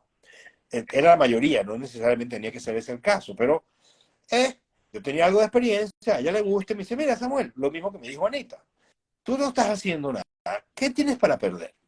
Aquí puede ser interesante la experiencia para ti, estoy seguro que tienes herramientas que nos pueden ser útiles, vente. Y otra vez, una palabra amable de una persona que quiere bien a los demás, le cambia la vida otra vez a Samuel Belilti. Gracias a eso, yo le digo que sí, y meto mis papeles por Recursos Humanos de Radio Caracas Televisión, que es tremenda empresa. En Recursos Humanos identifican una serie de habilidades con unos exámenes y tal. Conozco a dos personas maravillosas que después impactaron mi vida muchísimo también, Alexis Paralitici y Daniela Verga, mi Daniela, que paz descanse. Claro, en ese momento no teníamos relación, pero con los años en Radio Caracas llegamos a conocernos y desarrollar una amistad, incluso aparte de relación profesional. Y entro fijo, porque ellos cuando terminan las 3 semanas, Marieta me ofrece la oportunidad de quedarme, no me lo ofrece a mí directamente, a través de Recursos Humanos, y Recursos Humanos me dice, mira, a Marieta le interesa que quedes con ella en el programa, en la producción, pero hay una oportunidad de ser redactor en El Observador, que es el nombre del noticiero, y como yo había estudiado periodismo, y yo quería tener un programa de televisión saliendo frente a cámara, por lo que te conté antes, yo me fui por El Observador, le di muchas gracias a Marieta y a todo su equipo, un equipo muy lindo de gente que trabajó conmigo 3 semanas, y entro en El Observador. Por cierto, que a mi primera jefa, ahí en el equipo de Marieta, la vi por primera vez desde ese año, ahorita en la presentación de mi libro.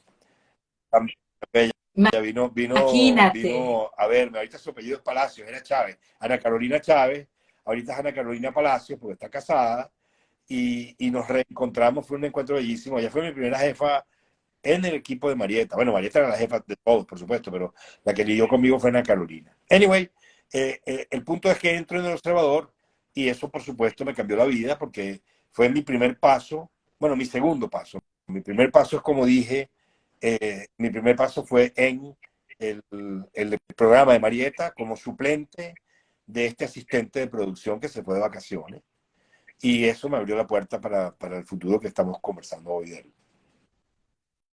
Y haces una carrera corta, pero muy concentrada en esos años Sí, en una Radio belleza. Caracas Televisión, pasando a ser la imagen de este programa que todo el mundo venezolano, todo venezolano tuvo que ver en algún Sí, vale, momento, que mira, fue 48 mira, horas. 48 horas fue, es la experiencia profesional que yo atesoro con más valor, con más aprecio. Y he tenido muchas experiencias profesionales, todas muy lindas, pero las vivencias de ese show, de ese programa, yo pude tener, primero, un equipo de producción maravilloso, gente extraordinaria, y segundo, la oportunidad de vivir cosas. Yo siempre digo que los periodistas vivimos la historia en primera fila y que ya de por sí es un privilegio, y además nos pagan para hacer eso, imagínate. Eso es muy bonito para un periodista, y yo tuve la oportunidad. Y una odiosidad Sí, también, el sí, hecho de que sí, hayas salido una de diosidad. redactor Déjame y contarte entrado en esa acción. diosidad. Casualidad para los que entraron ahorita y no escucharon antes, mi amigo Nelson Bustamante le dice diosidades, casualidades no existen. Y me encanta, se lo estoy robando a Nelson. Estoy seguro que no se va a ofender. Eh, Va con tu entonces, libro. el punto es, yo estaba de redactor y se cae en un día de tormenta, cae un cerro sobre una escuela en La Vega, que es un barrio de Caracas. Y María Isabel Arriaga, otra de mis maestras en Radio Caracas, era la coordinadora de información, el equivalente a lo que aquí llamamos el Assignment Desk Manager en inglés. Bueno, ella era una mujer, es una mujer extraordinaria. Ella estaba en el teléfono, ella fumaba mucho, todavía no estaba prohibido fumar dentro de la estación. Tenía en una mano un cigarrillo, en la otra el teléfono, así, ella levantaba la mano. Y yo desde el frente, de 3 sillas más allá, contesto el teléfono, y yo soy un muchacho todavía nuevo en el observador, calladito, nuevo, bonito, y soy redactor nada más, y le digo, María Isabel, se cayó un cerro en La Vega, está encima de una escuela, se puede caer la escuela, los niños están adentro. Y ella obviamente se da cuenta del valor informativo, pero dice, oye, pero tengo que mandar, ¿tú quieres ir? Y yo ni corto ni perezoso, lo pienso 3 segundos, le digo, sí, yo voy, claro, vamos. Total que me voy. Y ese fue mi primer reportaje en televisión, en el aire frente a cámara, en Radio Caracas Televisión. Y ese reportaje fue, bueno, primero armarlo y hacerlo a tiempo con uno de estos camarógrafos veteranos que tenía Radio Caracas, que terminan siendo tus profesores, ¿no? Y cuando terminan los reporteros, como aquí, igual que tú terminas diciendo, aquí era fulanito de tal, El Observador. Entonces yo me confronto con, por primera vez, tener que decidir si yo digo Sammy Belilti, como todo el mundo me llamaba todavía, o Samuel Belilti, que es mi nombre de cédula, de mi nombre verdadero, pero yo tenía que decirlo ahí en 5 segundos. Mi bautizo frente a Claro, la porque era cámara, tu pero iba a bautizo. determinar cómo me iban a conocer profesionalmente. Entonces yo pensé, Sammy, Samuel, creo que Samuel suena como más sólido, más serio. Entonces Samuel Belilti, el observador. Listo. Les gustó ese reportaje, después Marisabel me sacaba para hacer cositas, hasta que paso finalmente a ser reportero fijo. Fue la misma época que estaba Sergio Novelli, mi amigo y hermano, y los dos competíamos porque éramos muchachos. Yo soy mayor que él un poco, pero entramos al mismo tiempo. Y él es un tipo muy elegante, muy guapo. Yo en ese momento no sé si era elegante, pero guapo parece que sí. Y nos confundían. Entonces a mí me decían, ¡Epa! Samuel Novelli. A él le decían Sergio Beliti. O le decían a él Samuel y a mí Sergio. Es una cosa muy graciosa porque no nos parecemos en nada, pero estamos en la misma época. Y la razón por la que lo menciono en este contexto es porque yo soy reportero y empecé como reportero en 1992 y ¡pum! Cae el golpe de Estado. Y entonces me toca ser uno de los reporteros de Radio Caracas que tiene que cubrir el golpe de Estado de Chávez. El país entero estuvo pegado a las pantallas de televisión. Entonces todos los periodistas de televisión de esa generación, tanto en Venevisión como en Radio Caracas, inmediatamente nos dimos a conocer con mucho más solidez que antes. Después, en noviembre, cuando Chávez da el segundo golpe de Estado, perdón, en ese primer golpe de Estado, cuando Chávez dice el famoso por ahora, el gobierno invitó a un reportero de cada canal para estar presente y a mí me tocó ser el de Radio Caracas, que estuvo ahí cuando Chávez dijo las famosas, tristemente célebres palabras que lo llevaron después a que cambiara la historia del país, el por ahora. Anyway, ese fue un momento histórico, pero en noviembre vuelve a dar un golpe. Él lo está orquestando desde la cárcel. Y me acuerdo que en ese momento mi mamá me despierta y me dice, mira, te está llamando fulanita, no voy a decir nombre porque no quiero, pero era una muchacha que fue mi novia, una relación muy intensa que tuvimos. Entonces yo no estaba seguro si creer a las 5 de la mañana todo dormido. ¿Qué creía menos? ¿Que había un segundo golpe con Chávez de la cárcel o que mi ex me estaba llamando? Era complicado. Ay, Samuel. Pero resulta que eran verdad las dos cosas. Yo hablo con ella y ella me dice, Sammy, mira prende el televisor. Y cuando prendo el televisor, están en el canal 8, el gordo aquel con el rifle. Ustedes deben recordar esa imagen, es fácil. Con otros dos llamando a la gente para la calle y Perfecto. tal. Y me salgo pitado para el canal y bueno, igual con Sergio, es cuando cae la bomba famosa cerca de Miraflores, que bendito Dios no le pegó a Sergio, pero Sergio reportó eso en vivo, es una cosa extraordinaria. Eso catapultó a Sergio y lo puso en los canales de la historia del periodismo de Venezuela para siempre, porque es un momento muy intenso, muy importante, todo, ¿no? Pero entonces, bueno, después de eso, hay un equipo que hacía Archivo Criminal, un programa que habían dejado de hacer el programa por un asunto de financiero, y el productor ejecutivo de ese programa quería reactivar 48 horas. Aclaro, el nombre 48 horas significaba que un reportero cualquiera iba a experimentar durante 48 horas corridas una situación. Entonces, previamente a mí, el mismo Eduardo Zapene, a quien admiro, respeto y quiero mucho, que fue vicepresidente de Noticias, él mismo hizo, él hacía también un programa en Radio Caracas, y él hizo un 48 horas en un submarino. Después Lina Amisis, que fue una de mis jefas en el área de especiales informativos, ella hizo un 48 horas con los bomberos. Entonces, este señor Rafael del Moral decide, vamos a hacer, yo quiero hacer, le dice a Eduardo, mientras estaban en pausa en su proyecto, vamos a hacer un 48 horas, déjeme hacerlo con Belilti. Esto sin yo saberlo, ¿no? Y Eduardo me autoriza, yo entro a hacer ese programa por 2 días. Perdón, grabamos dos programas. Grabamos un programa de 48 horas, estando 48 horas en las emergencias de los hospitales de Caracas, que ustedes se pueden imaginar cómo eran y cómo son, y otras 48 horas en Sorte, la montaña mágica, que es una montaña en Yaracuy donde hay brujería en Venezuela. Brujería de magia blanca y brujería de magia negra.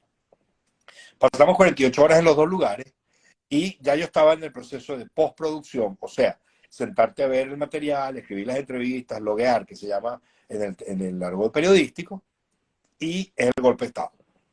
Entonces, paramos, por supuesto, todos los proyectos hasta la semana siguiente o 2 semanas después, no me acuerdo, porque fueron suspendidas las garantías, no podíamos seguir normal.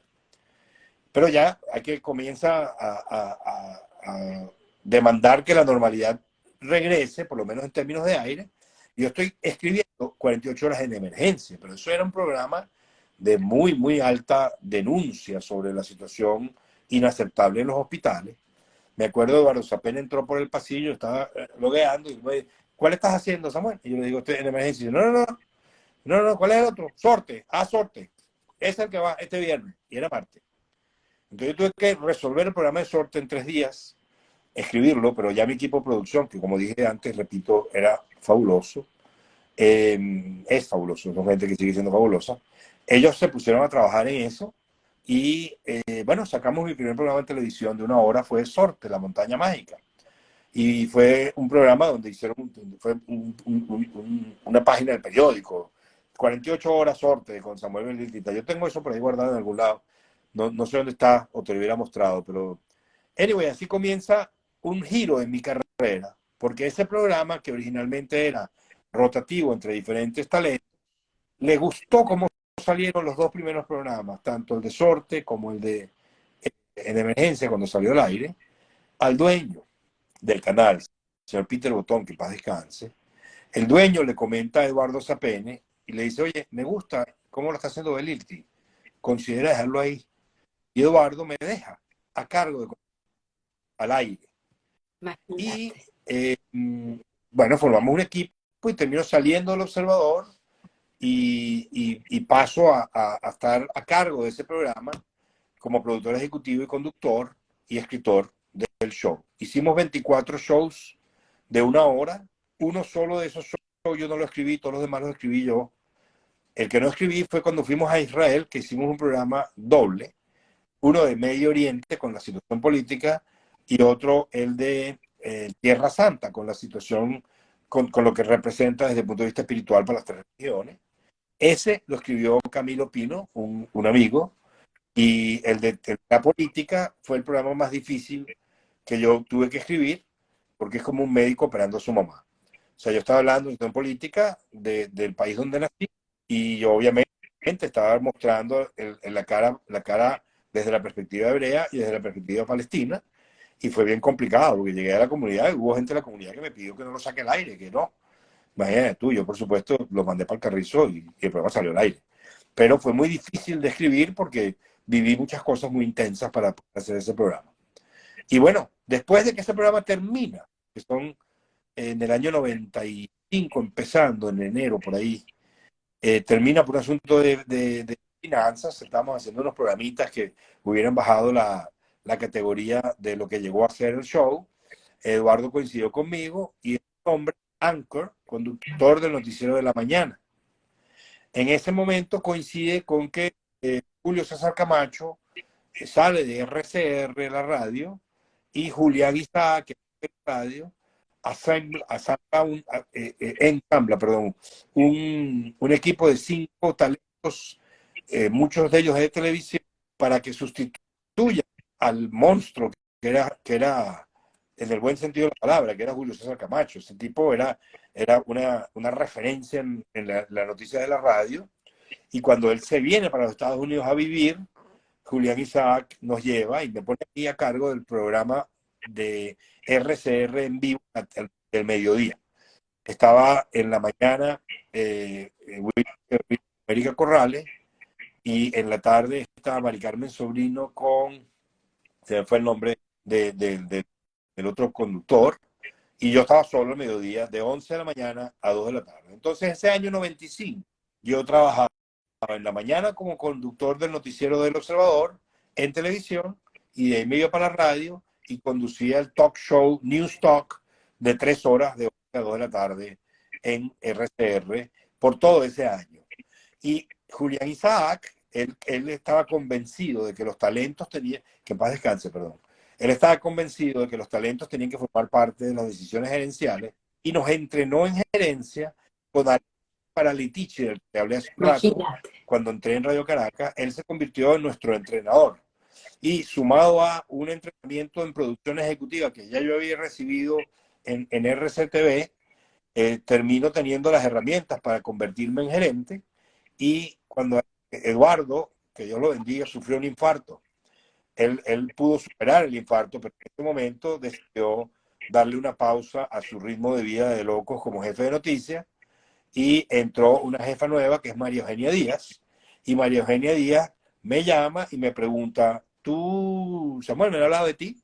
Yo estaba muy asustado porque ella llegó, votó poca gente, fue una cosa bastante difícil cuando ella entró, después que Eduardo salió. Y cuando me llaman a una reunión, yo no sabía que si me iban a votar a mí también. Tú sabes que te llaman y no sabes qué te van a decir, estás pensando, uy, ¿qué habré hecho? Pero no, ella se sienta conmigo y me dice, y me hablan bien de ti, ¿qué quieres hacer? ¿Inventamos otro programa o vas a ser gerente? Y yo digo, ¿sabes qué? Me gustaría probar en la gerencia. Y ahí comenzó mi vida gerencial y me cambió la vida otra vez. Sin embargo, fue corto el periodo porque el 95 Sí, pasa el tu 5 de secuestro. julio del 95 a mí me secuestran porque me estaban robando el carro. O sea, no es que me fueron a buscar para pedir rescate.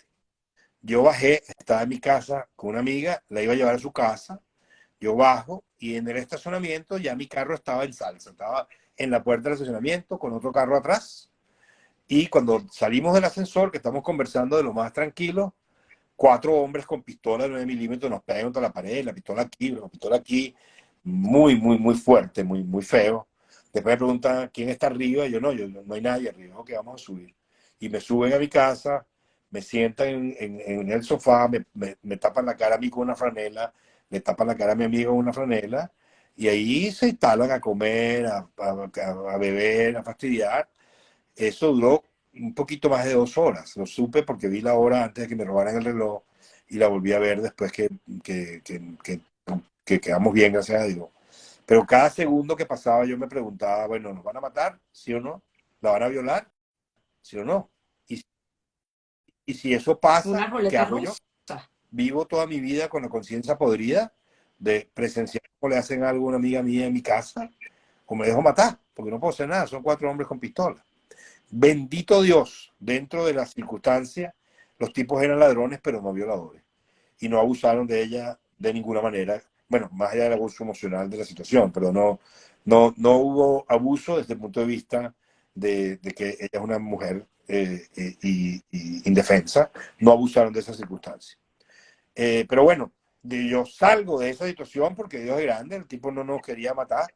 Bueno, yo te puedo contar una experiencia que yo pienso que es esotérica que tuve en ese momento. Y ojo, para todos los que me están viendo, si ustedes piensan que yo estoy loco, tienen el derecho a pensar lo que quieran. Yo les voy a contar una experiencia, quien la cree, quien no la cree, no importa. Pero esto es lo que me pasó a mí. Estamos abajo, después de cargar yo mismo a punta pistola todas mis cosas y bajarlas para llevarlas a mi carro, meterla a mi carro, cerrar, volver a subir, volver a cargar, bajar la computadora, el televisor. Recuerden que eran flat panel, en ese momento eran los televisores. O sea, Yo no tuve solamente te estaban robando, el que sino tú cargó eras mis el cosas para que se delivery las boy. lleven ellos, en mi carro y en otros 3 carros que se Imagínate. robaron. Pero entonces en el último viaje, en el tercer viaje, ya bajamos todos.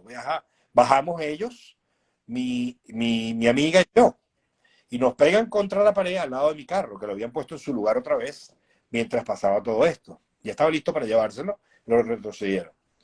Entonces yo estoy parado ahí frente a la pared, aquí, muy asustado, porque dije, llegó el momento de la verdad, aquí nos van a matar. Y de repente yo sentí aquí, como que si te ponen encima una capa. Esa es la sensación. Y paz instantánea absoluta. Se me quitó el miedo. Y yo le agarré la mano a ella, y está de testigo, está en Israel, yo no sé si estará conectada, pero está de testigo. Yo le agarré la mano y le dije, tranquila, que todo va a estar bien. Pero yo no se lo estaba diciendo por hacer atole con el dedo. Yo sentí que nos estaban protegiendo.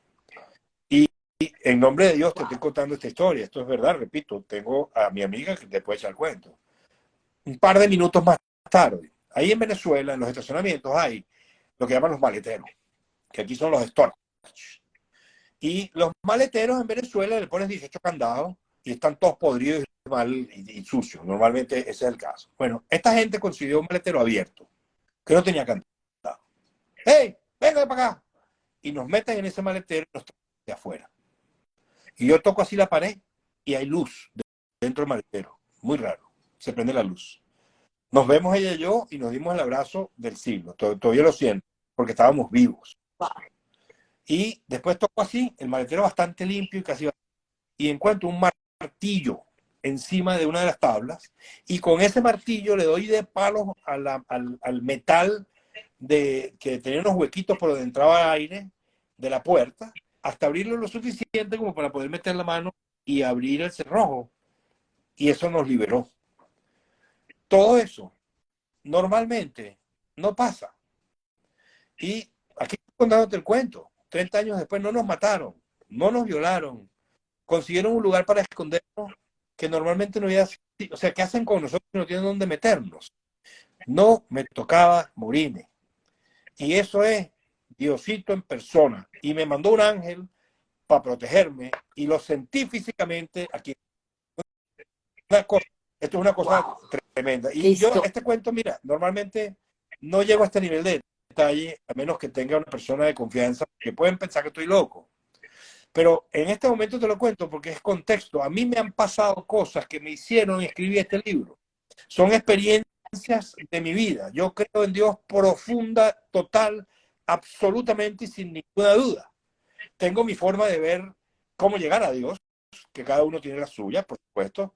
Tengo mis diferencias con la misma religión a la que pertenezco, por supuesto, soy ser humano, pero no es casual. Estas cositas pasaron. Entrar a la Universidad Central, tumbar la beca y entrar en televisión, pasar a 48 horas, secuestro del cual sobrevivo sin problema. Esos son, para mí, milagros que yo viví. Y eso no pasa porque sí. Eso pasa porque hay una ente allá arriba que decide, por alguna misión que yo tengo que cumplir, cuál es. Y no es casual el hecho de que hayas querido por casi 11 años escribir tu libro que finalmente Exacto. salió a la luz.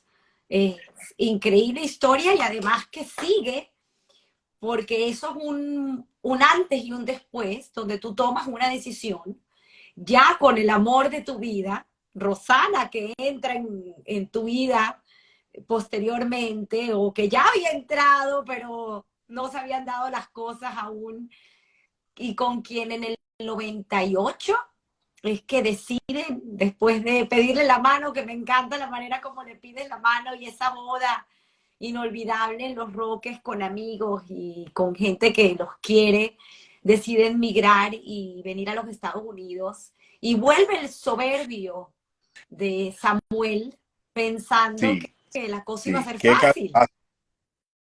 Es interesante porque a pesar de que la vida te lo pone y te enseña, pues uno tiende a retroceder y decir, no, no, no, no, no, yo me las sé todas, y yo pues obviamente con ese background que tenías y todo ese aprendizaje que habías logrado y esa carrera profesional en Radio Caracas y todos estos conocimientos adquiridos, pues te hicieron pensar que tu llegada a los un par- Estados Unidos iba a ser con sí, es una paradoja, puerta Tamara, de porque oro.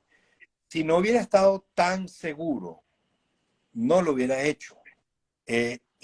Y si no lo hubiera hecho, mi historia sería diferente. Pero solamente ese nivel de arrogancia que me daba mi seguridad en mí mismo por la trayectoria de trabajo es lo que me permitió atreverme a saltar sin trabajo a los Estados Unidos. Yo vine para acá convencido. De hecho, nosotros nos casamos y nos fuimos y nos vinimos para acá con 2 maletas para la luna de miel. Y yo estaba seguro que inmediatamente iba a conseguir trabajo en televisión en los Estados Unidos, a donde originalmente pensaba trabajar un par de años para tener la experiencia de trabajar en un medio americano. Ese era mi plan original. Y yo iba a estar aquí un par de años, iba a casarme, perdón, a entrar a trabajar, pedir un permiso a los 3 meses, devolverme a Venezuela para vender mi casa, casarnos en la sinagoga y devolverme para acá. Mi esposa se convierte al judaísmo aquí en Estados Unidos. Entonces, resulta que no pasó así. Esa es una fantasía muy bonita y muy chévere, pero no, de hecho me tragué los ahorros en 6 meses, que te los comes sin hacer nada. O sea, puro viviendo básico, sin salir, pagas un carro, pagas un seguro, pagas el apartamento donde estás, la luz y tal, y se me fueron los ahorros de toda la vida en 6 meses. Y cuando ya estoy a punto de devolverme porque no conseguí nada, o sea, aquí me recibieron muy amablemente en muchos sitios, pero como mi legal, Llegaste porque mi visa legal, ese era de tema también es importante, corresponsal. el Yo, tema yo de... podía estar aquí legal trabajando para Venezuela. Era corresponsal freelance para Radio Caracas Televisión, que tuvo la amabilidad de ayudarme con ese nombramiento. Pero no era un sueldo. Yo les proponía historias, si les interesaba, se las armaba y se las mandaba, le pagaba al camarógrafo y yo me quedaba con lo que quedaba. O sea, una peladera ridícula, absurda, ¿no? No puedes vivir de eso, o por lo menos yo no pude vivir de eso en ese momento. Vivía mis ahorros que, como te digo, se iban y se iban y se iban y se iban. A los 6 meses, después de caer una depresión importante, porque yo llego para acá con esa arrogancia, ¿no? Convencido de que era la última Coca-Cola del desierto, y aquí... Comillas, comillas, y ahora entendiéndolo, una Sí, la arrogancia arrogancia no me hubiera... necesaria, porque Pero sí, internamente me destrozó la autoestima. Pero basura, o sea, no te puedo explicar, porque todo el mundo me dijo que no me iban a hacer los papeles. Oye, me encanta tu demo, me encanta tu resumen, pero yo no te voy a hacer los papeles porque eso es muy complicado. Me lo dijeron en una edición, me lo dijeron en Telemundo, me lo dijeron en Gems, me lo dijeron en Galavisión. Nada, no vas para el baile. Entonces yo trabajando en cositas, yo llegué, estoy de acuerdo, cuento muy seguro, yo llegué a comprar un kit de pulseritas que tú le pagas a esa gente para que te manden una bolsita con unos hilitos y unas bolitas para que tú hagas unas pulseritas y se las mandes de vuelta y te van a pagar $5 por cada bolsita llena de pulseritas. O sea, uno de esos scams que abusan de la gente necesitada. Bueno, así estábamos pelando nosotros, que estábamos probando eso, para ganar dinero sin entrar en problemas con las autoridades americanas. Y obviamente lo dejamos, no sirvió para nada, lo votamos, pero te estoy contando como referencia que hoy en día Samuel Belite, gracias a Dios, exitoso, todo lo que ha hecho, pero no fue así todo el tiempo. Esos 6 meses fueron muy difíciles, como una dificultad similar a todo el que llega. Claro, hay gente que la pasa peor aún que yo, ni hablemos. Yo trabajo aquí en Miami y yo vivo diario, ahorita también la realidad venezolana, pero antes de la venezolana, los cubanos que tienen que venir en balsa. ¿Tú sabes lo que es meterse en una balsa para cruzar ese mar y a ver que Dios los proteja? ¿Y cuántos no la hacen? ¿Cuántos pierden la vida en su búsqueda de llegar a los Estados Unidos por libertad? Es terrible. Entonces, claro, en perspectiva, a mí no me pasó nada. Yo estaba cómodo. Pero en individualidad, desde mi punto de vista, fue muy complicado, fue muy difícil, porque yo venía de ser yo y llegué a ser nadie. Aquí no es nadie. Aquí tus papeles pueden decir lo que sea, tú vienes de un paisito por ahí, yo no sé, a lo mejor lo inventaste. Nada. Pero llegó finalmente, porque vuelvo y repito, Dios te agarra de la mano y te lleva, y Dios me dice, me pone en la vía a un señor que se llama John Lippman, que era el jefe de las afiliadas de Univisión. Afiliadas son las estaciones locales en todo el país. El área de noticias le reportaba al señor John Lippman, y mi amiga Elizabeth Ancote y mi amiga Olimpia del Bocho y mi amiga Sabrina, las tres hablaron con él en Univisión acá. Elizabeth le dio mi resumen porque yo se lo había dejado a ella, y yo, como supe de él, le había mandado mi resumen por FedEx a su oficina en Los Ángeles. Total que él llega, escuchó de mí, leyó mi resumen, leyó, y me llama y me ofrece una oportunidad en Fresno, California. Y yo contesto, perdón, disculpa, Samuel, es que creo que vale la pena volver a poner en contexto el año 1998. 98. No es como No, hoy en no, día no, que uno no, manda no, un link. no, de hecho, yo, O sea, era la el carpeta, resumen, claro, la ahorita. carpeta, Y, el y físico. yo tenía un beeper. ¿Se acuerdan del beeper? El pager. Bueno, esa era mi forma no Claro. había celulares. Yo creo que ya existía el ladrillo, pero yo no tenía, eso era un lujo. Yo no tenía ni con qué vivir, que qué rizo voy a estar comprando un celular. Y no era como ahorita, que todo el mundo usa un celular. Entonces a mí me manda él un pager y me pone John Lipman y un número de teléfono en Los Ángeles. Yo me voy a un teléfono público que quedaba en un alley, en un callejón, detrás de Lincoln Avenue, porque estaba en el edificio de la Sony, ahí. Cuando recibo su beeper, y lo llamo desde ese teléfono público con monedita. Eso hay gente que ni lo vio nunca en su vida, porque ya son historias. De hecho, lo fuimos a buscar mi esposa y yo en estos días, a ver si todavía estaba ahí, por lo menos la casilla, y no la encontré. Pero anyway, el lugar donde yo llamo a John Lindman y él me dice por teléfono, oye, me gustó mucho tu rezo, me gustaría hablar contigo, ¿qué te parece Fresno? Entonces yo le digo, ah, sí, bueno, claro, no, me parece muy interesante, por supuesto. Ok, bueno, mire, te voy a mandar un email con la dirección y cuadramos para que te voy a llevar para allá para que te hagan la entrevista al gerente general. Cuando yo cuelgo, llamo a mi esposa, también en el teléfono público, y le digo, me están ofreciendo esto en Fresno. ¿Dónde es eso? Yo ni sabía que Carrizo era Fresno. Mi esposa entra a buscar, no, y esto es California, está entre Los Ángeles y San Francisco. Oye, qué bueno. Cuando llego a mi casa, lo primero que hago es buscar en internet. Que internet en ese momento, les voy a hacer algo para despertarle la memoria. ¿Te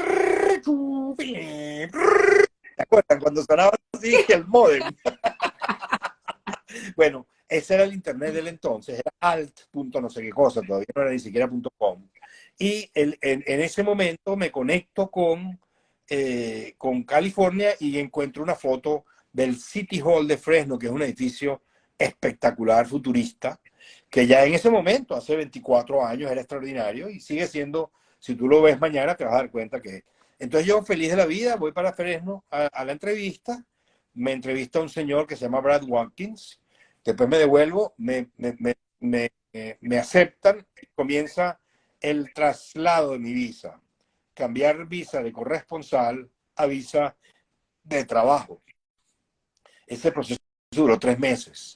En la mitad de ese proceso cambian al gerente general de Fresno y entra María Gutiérrez, que en paz descanse, que se convirtió finalmente en mi primera jefa y en una buena amiga, y desarrollamos una relación muy linda. Ella me abrió las puertas de Estados Unidos en Fresno, y esta empresa extraordinaria que es Univision, hoy en día Televisa Univision, a quien le estoy y le estaré eternamente agradecido por darme esta oportunidad de empezar en los Estados Unidos, no solo empezar, sino seguir y crecer y continuar y crecer y hablar contigo hoy, estando aquí en Miami como encargado de las noticias locales acá. Y para poner un poco en contexto, llegas a Fresno y es una localidad pequeña que obviamente te trajo a la larga, pensándolo, muchos beneficios porque fue un aprendizaje, fue el mejor lugar que tuviste para poder aprender la idiosincrasia y la cultura Exactamente, de Tamara, Estados no puedo Unidos. decirlo mejor. Mis hijas nacieron ahí, pude aprender inglés mejor, pude entender cómo se manejan los medios, pude entender cómo se maneja la gerencia. Es distinto a Venezuela. O sea, yo venía de manejar 100 personas como gerente de producción del Observador y llegué a Fresno cuando en mi equipo de noticias éramos 12. Yo sí me acuerdo que me cuestioné mucho si estaba haciendo lo correcto, pero bueno, obviamente no me arrepiento, ¿no? Mucho menos a estas alturas de la vida. Pero después, visto para atrás, fue perfecto, perfecto, perfecto. Repito, yo no creo en Dios por ósmosis o por que chévere, porque me están obligando. No, yo creo en Dios porque tengo una experiencia de vida que me permite estar convencido no solo de que Dios existe, sino que Dios opera dentro de mí y dentro de todos nosotros. Nacen tus dos niñas hermosas en No, yo Fresno, digo son Fresno. fresianas, le dices tú. Imagínate. Y 2007 Sí, en es tu el mudanza a San 2007 ya mis Antonio. hijas están un poquito más grandes y mi esposa y yo pensamos que necesitamos, que preferíamos que ellas recibieran una educación en una ciudad más grande. Yo amo Fresno, ¿no? Yo quiero subrayarlo. Hay gente en Estados Unidos que no le gusta Fresno por razones que yo ignoro. A mí me encantó Fresno, la gente que conocí es maravillosa, me permitió conocer la realidad del migrante mexicano, la realidad del campesino, porque es una zona rural, y profesionales del periodismo extraordinarios que viven ahí y trabajaban conmigo. Again, yo no tengo más nada que decir, sino cosas maravillosas de Fresno y de la gente de Fresno. Pero yo quería para mis hijas una educación de ciudad más grande. Entonces empiezo a buscar oportunidades y consigo, John Lipman me dice que aplique para la posición de director de noticias en San Antonio, Texas, que se iba a abrir pronto. Efectivamente llego en la dirección de noticias de San Antonio, Texas, Canal 41. Ese fue el primer edificio donde hubo televisión en español en los Estados Unidos. En ese momento se llamaba SIN, la cadena, que después la compra Hallmark y después Hallmark se lo vende a lo que se convirtió en Univision. Y claro, yo llegué después, cuando llegué ya era Univision, te estoy contando de referencia contextual, ¿no? Pero entonces tuvimos la oportunidad de mudar el edificio y de hacer muchas otras cosas ahí en San Antonio, también un equipo de trabajo maravilloso, gente con la que continúo en contacto. Me voy de San Antonio para Dallas, misma situación, en Dallas iba a abrir una oportunidad, el jefe de la compañía, Kevin, de En Dallas 2014. llegas en 2014, pero antes de eso, en San Antonio, es donde tienes ese primer Eso es encuentro correcto. con la pluma. Exacto, muy importante que me paraste aquí. Las niñas en San Antonio iban a la escuela pública, no a la escuela judía. Yo no hice con mis hijas lo que mis padres hicieron conmigo. Las preferimos ponerlas en la escuela pública. Pero las llevamos a la escuela de religión los domingos en Chabad. Y yo las dejaba en la escuela y me iba a la biblioteca pública de San Antonio, que queda cerca de lo que era la sede de Chabad en ese momento. Creo que todavía están ahí, no estoy seguro. Y empecé a escribir un libro.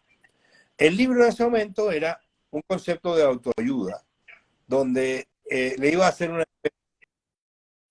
¿Y por qué se Bueno, te ocurre escribir un libro? También me llama mucho la atención, porque ¿a quién se le va a ocurrir después de toda la vida como la habías tenido, de decir, bueno, quiero motivar a alguien no, con no mi era mi historia? historia, no. ¿Puede ser? Fíjate que lo que yo quería era dejar un legado. Y yo había leído, yo pensaba que era un asunto del Talmud, pero recientemente aprendí que está atribuido a José Martí. Este dicho que dice que para tú dejar un legado, para perpetuarte en la historia, tienes que plantar un árbol, tener un hijo y escribir un libro. Ya yo había plantado árboles, ya tenía 2 hijas, me faltaba escribir el libro. Entonces yo pensaba que una bonita forma de escribir era hablar de múltiples temas con los cuales la gente común se debate internamente. Y entonces, por eso era el concepto de autoayuda y el mecanismo era una entrevista nada más y nada menos que a Dios. Entonces yo desarrollo el concepto y desarrollo el personaje y empiezo a escribir en San Antonio. El periodista nace en San Antonio, de hecho, en este libro que termina pasando, el periodista nace en San Antonio todavía, yo no cambié eso, lo dejé, aunque vive y se desarrolla aquí en Miami. Pero el periodista nace ahí y cuando llega el momento de entrevistar a Dios en el libro que estoy escribiendo todavía en San Antonio, me doy cuenta que las respuestas las tengo que escribir yo soy el autor.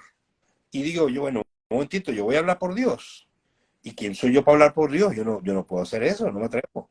Entonces frené y el libro se congeló, porque yo no me considero nadie para escribir en nombre de Dios. No. Entonces no, ahí paró, el libro se quedó frío por unos años, hasta que yo regreso a Miami. Pasé por Dallas 3 años y después llego a Miami en el 2017. Y aquí decido retomar el libro porque escuché una cosa que me hizo clic, que todo drama tiene 3 componentes: un propósito, un obstáculo y una resolución. Entonces yo decido, ¿qué tal si agarro esa entrevista y la convierto en el propósito? Que Dios quiera dar una entrevista, pero hay gente que no va a querer que eso suceda porque no quieren que la palabra de Dios se promueve, se promulgue, se propague. Esas son las fuerzas del mal.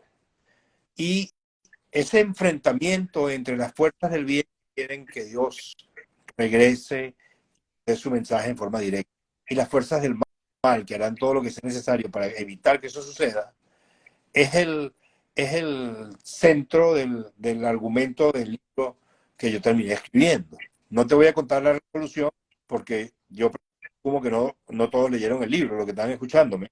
Y No, estoy segura que mucha gente va a querer leerlo. Yo lo quiero comenzar a leer. Ayer releí ciertas cosas y creo que ya entiendo por qué yo entro en el programa. Porque leo al final que Tamara es una parte hay una importante del libro al final de tu Tamara, pero historia. no cuentes qué persona se llama Tamara. Vamos a dejar eso para que lo averigüe sola leyendo el libro, ojalá. Y sí, hay una Tamara. Es casualidad, la verdad, ¿no? Pero sí, hay una persona que se llama como tú en el libro y deja abierta una puerta para sí, lo decidiera, Total, pero realmente el significado es total. otro, pero no quiero entrar en eso porque es el final del libro. Y exactamente, No entremos, no te lo voy exactamente. a echar a perder, te lo prometo. Pero me llamó mucho la atención. Y el tema de obviamente esta búsqueda, porque al final, sin querer, como bien tú lo dices, parte de Samuel o parte de Sammy está en el libro. Es un libro thriller, como tú lo mencionas, un libro interesante de leer. Estuve también viendo la entrevista que te hizo previa Sergio Novelli y pues es fascinante, ¿no? Todo este cuestionamiento y quiero que por favor lo indiques tú porque, claro, al ser un libro que habla de Dios, tendemos a suponer que es un libro de religión y quiero por favor que seas tú quien nos aclare ese tema y ese punto y quiero traer a colación el tema de que esta semana Ay, falleció Topol, Jaime sí, Topol, el lo inter- de famoso, que hizo famoso pues la historia del violinista sobre el tejado. Y ayer justamente estaba viendo la escena donde él habla con Dios. es verdad, muy bonita esa escena. ¿Qué le reclama a Dios? Y finalmente es espectacular, pero finalmente en una de sus entrevistas que a él le hacen, él entiende cómo a pesar de ser un tema, ese sí es un tema netamente judío, el tema del shtetl y el pueblo y toda la dinámica de este pueblo en Ucrania judío, al final él se da cuenta que creo que en ese momento eran más de 2 billones de personas que han visto la película y se dio cuenta de que la película llegó y trascendió el tema de la Sí, religión. bueno, obviamente es un sueño, ¿no? Que el libro que yo escribí llegue, no, al 1% de la cifra que tú me estás dando, ya yo me voy a sentir muy... Amén, amén y llegue. Y como lo dijo Sergio, Una podamos ver serie entonces una serie sí, en el libro Netflix del es libro. muy audiovisual, de hecho, los que lo han leído pueden dar fe de este comentario. Porque bueno, yo soy un tipo de televisión, aunque esto fue escrito, esto es literario, pero mi esencia como comunicador es audiovisual. Entonces, bueno, sí, ojalá yo pueda llevar esto a la pantalla, lo haría con muchísimo gusto. Amén, amén, amén, como dice mi esposita. Entonces, el propósito del libro no es un libro de religión. O sea, este libro obviamente parte de una base espiritual, que Dios existe, pero los judíos están esperando la llegada del Mesías. Los cristianos están esperando la segunda venida de Jesús. Y yo realmente no sé cómo va a venir, pero sí sé que cuando venga, tiene que asegurarse de que la creación que Él hizo, o sea, nosotros, lo creamos. ¿Y a qué me refiero? Si Dios quisiera imponerse, lo haría con un tris. Ya. No lo ha hecho, no lo quiso hacer. Es una decisión que Dios tomó cuando decide mandar a Adán y Eva a este mundo terrenal en el que estamos. Y nos da el libre albedrío para que nosotros decidamos qué hacemos con esto. Y en mi opinión, y eso es yo lo reflejo en el libro de manera de aventura y misterio, pero es decisión de cada uno de nosotros cómo llegar a Dios, si queremos hacerlo. Entonces, claro, nosotros lo que tratamos es de buscar nuestra manera con la religión de turno. los judíos con la religión judía y los cristianos con Jesús y otras religiones de otra manera. Pero mi punto es, el, el día que Dios venga para que tengamos un contacto con Él físicamente hablando, ¿qué tiene que pasar para que tú lo creas? ¿Cómo lo vas a creer? Porque yo te digo ahorita, Tamara, oye, mira, ¿sabes qué? Te tengo una historia que contar buenísima. Te voy a presentar a Dios para que lo entreviste mañana. Tú te vas a reír. Entonces, te volvió loco. ¿Qué te fumaste, sabes? No, porque no es ni siquiera, va a parecer broma. Ni siquiera te va a parecer que puedo estar hablando en serio. Pero bueno, algún día, si creemos en las profecías que están en la Biblia, eso va a pasar. Algún día va a venir. Y de alguna manera tenemos que darnos cuenta.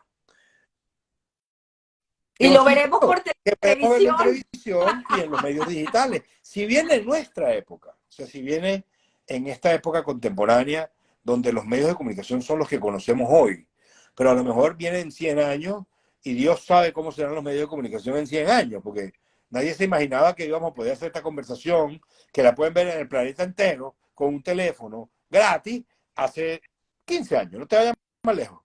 Nadie se imaginaba que esto era posible. Y ahora está pasando. Entonces yo no sé qué va a pasar mañana, pero si viene en esta época, a mí no me cabe duda que Dios se comunicará con su creación usando medios digitales. De hecho, en la portada, yo no sé si se va a poder ver, déjame intentarlo. Ahí se ve. Ustedes ven los ceros y los unos en la mano. Eso es simbólico. Esta mano, ahí tiene ceros y unos. Eso es un Sí, símbolo, sí se obviamente, ve. referencia digital del cielo, con Dios dirigiéndose a su humanidad, que tiene que enfrentarse a la oscuridad que la tienta. Bueno, te estoy contando el simbolismo de la portada, pero la portada creo yo quedó fabulosa. La hizo Pablo Abreu, un diseñador que está en Venezuela, extraordinario. El libro lo editó conmigo Yajaira Arcas, también venezolana que vive en España. Pero bueno, el punto es que el día que Dios venga, en mi opinión, va a tener que llegar de alguna manera. Pero cada uno de nosotros va a tener que decidir si le cree o no le cree, si lo acepta o no lo acepta, incluyendo las autoridades de las religiones, tanto la judía como la católica como las demás. Y específicamente para esas autoridades hay un problema, porque si Dios viene, ellos pierden el trabajo, ya no hacen falta, mejor dicho.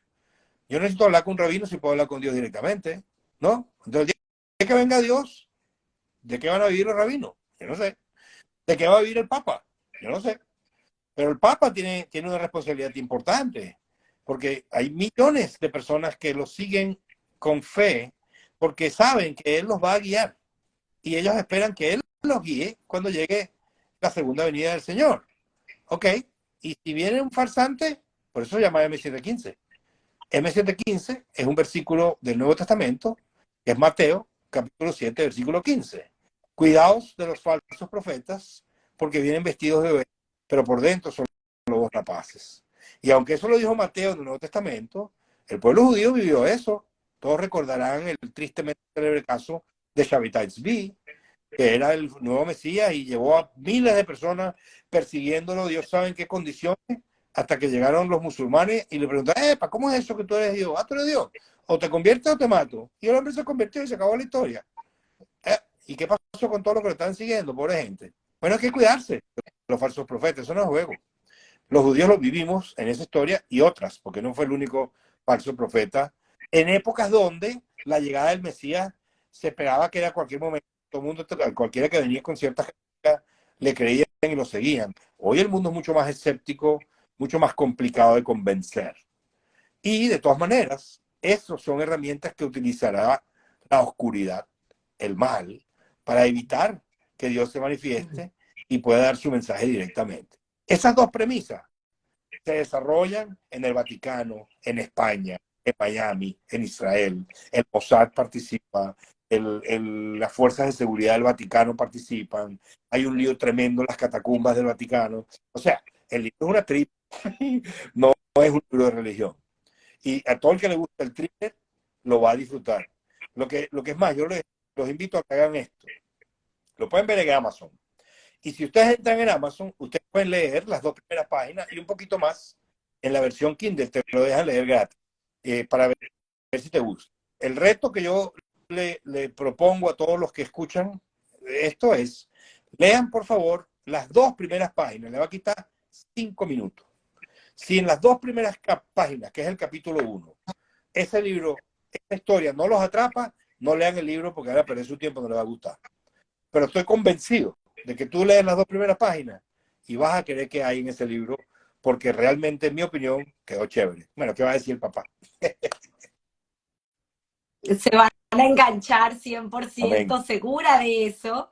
Y además, pues obviamente nos dejas con una reflexión importante, que creo que también es parte de lo que tú has querido hacer al entregarnos este regalo de poder leer tu libro, que es el hecho de ponernos a pensar.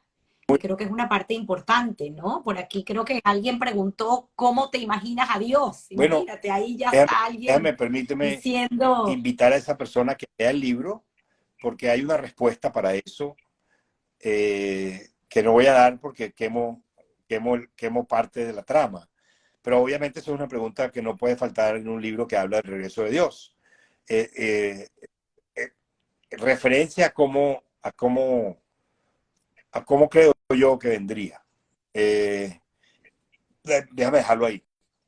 Pero cómo me lo imagino yo no lo voy a decir porque puedo influenciar. Y no quiero que cada quien se lo imagine como dárselo así. Una claro, pregunta, si me permites, que yo pongo en el libro. Eh, eh, en el mecanismo que Dios usa para avisar que va a venir, que es un mecanismo que tú no sabes si realmente es Dios o no. Y si sí es o no es, ¿qué va a pasar después que venga? ¿Se va a acabar el mundo? Porque se puede acabar, eso es lo que dicen las profecías. Entonces, esas 2 preguntas tú te las vas a hacer durante el libro y yo espero que la respuesta te satisfaga al final del libro, que no te estoy contando. Pero en el camino hay la posibilidad de comunicarse con ese ente que dice ser Dios.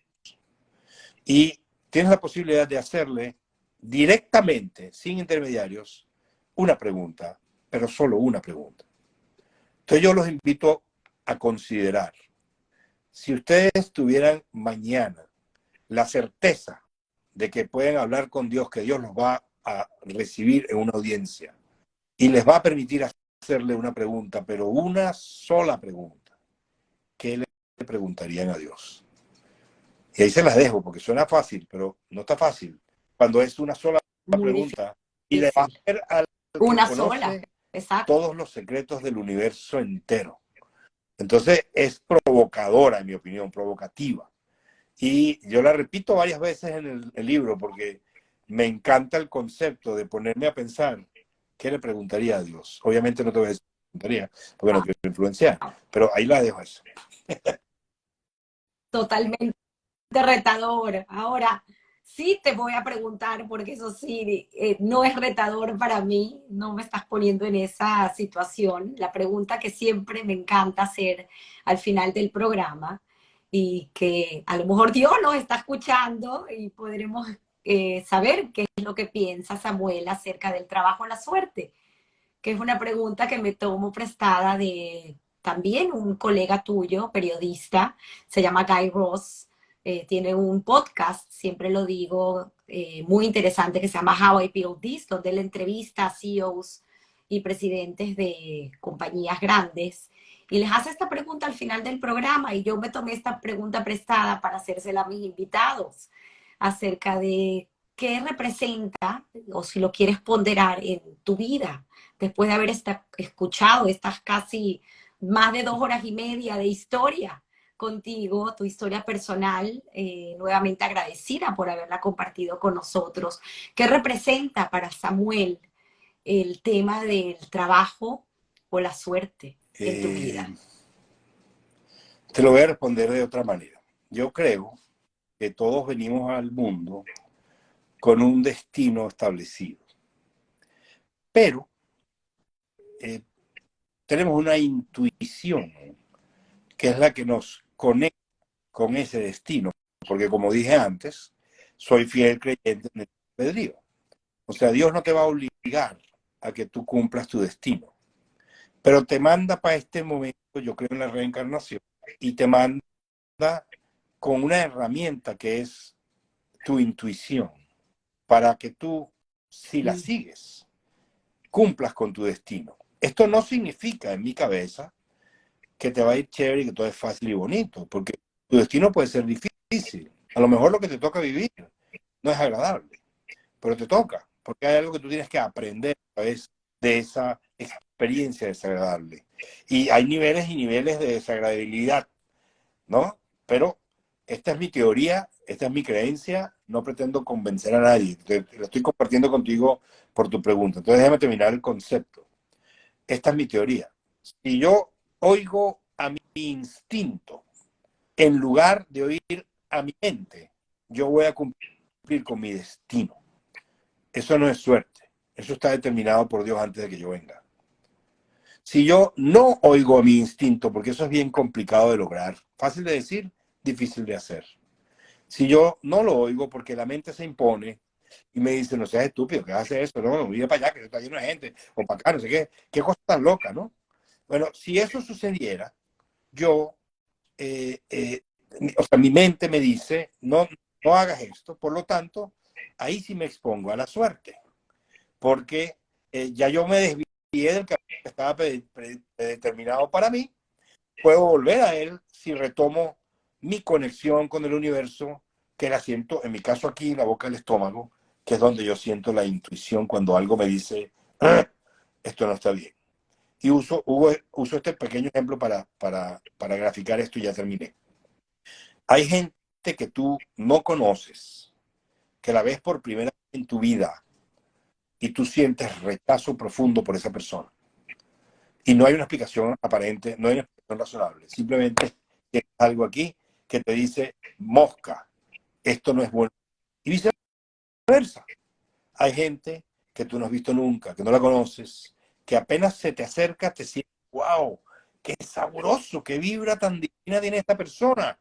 Te provoca abrazarla. Bueno, eso es instinto. Y en mi cabeza, mi teoría loca, estas personas tuvieron algo que ver contigo en el pasado, en una vida anterior, donde tuvieron experiencia positiva o negativa, o tienen algo que no han resuelto y tienen que resolver. Está seguir tu instinto para resolverlo y ya no tienes que volverte a enfrentar con eso cuando vuelvas a venir, o no. Y vendrás tantas veces como sea necesario para que tú, usando tu libre albedrío y siguiendo tu instinto, regreses a la fuente de todo, que es Dios en persona. Wow. Es que es extraordinaria tu forma de pensar.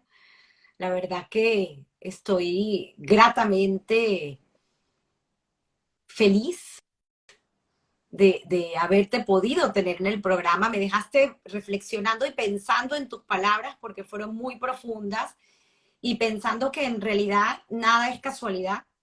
Todos estamos aquí porque tenemos una misión y en definitiva la gente que nos rodea es la gente que tiene que estar con nosotros por algún motivo, sea bueno Exacto. o sea malo. Repito, lo que tenemos que vivir no necesariamente nos va a gustar.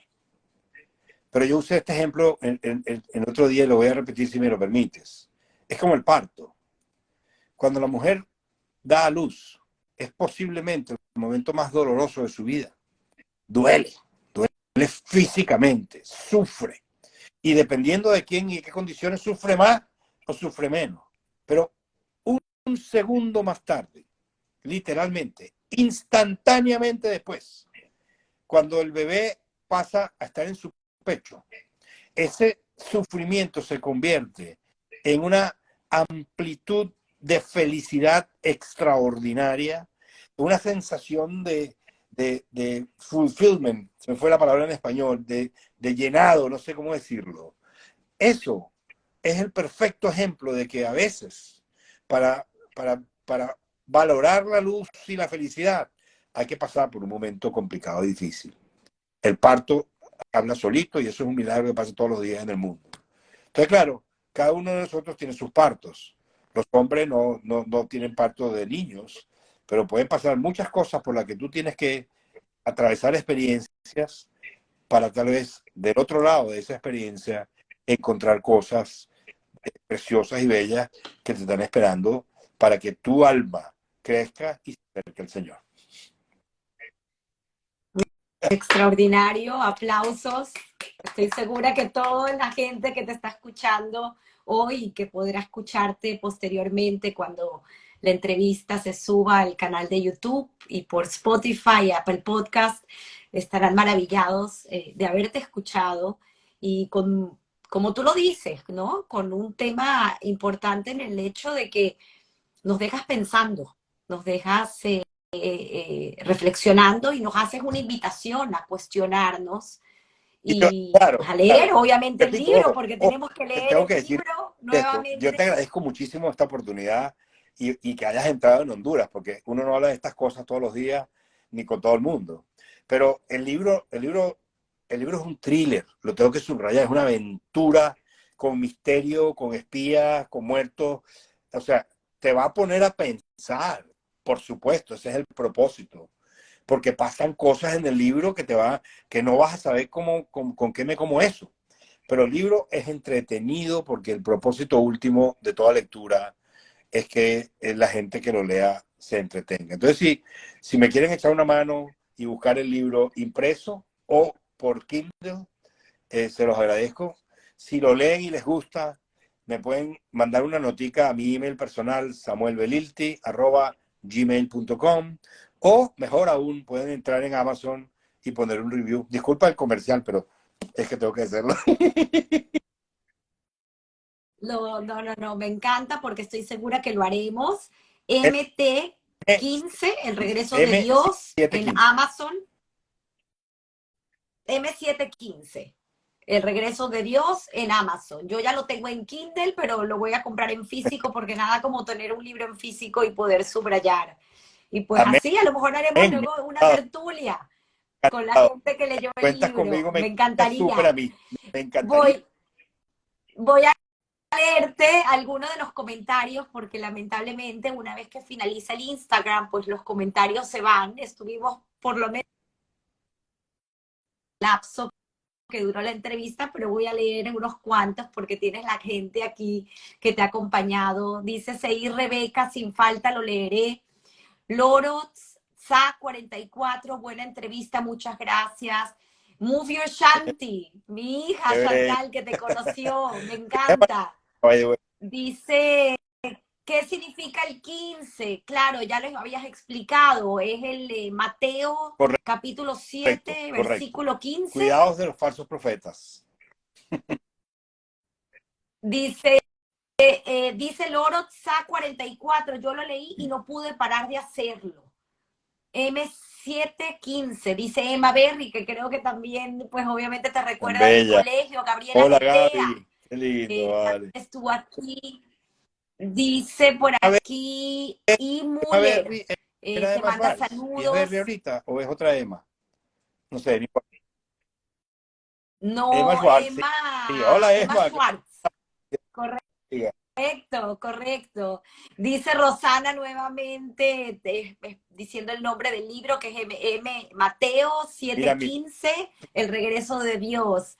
Sigo por mira, aquí porque tienes tan muchísimos comentarios. Mira, bella, Gina, divina, hermana, hermana. Agari, mi querido Sami, te mando un gran abrazo.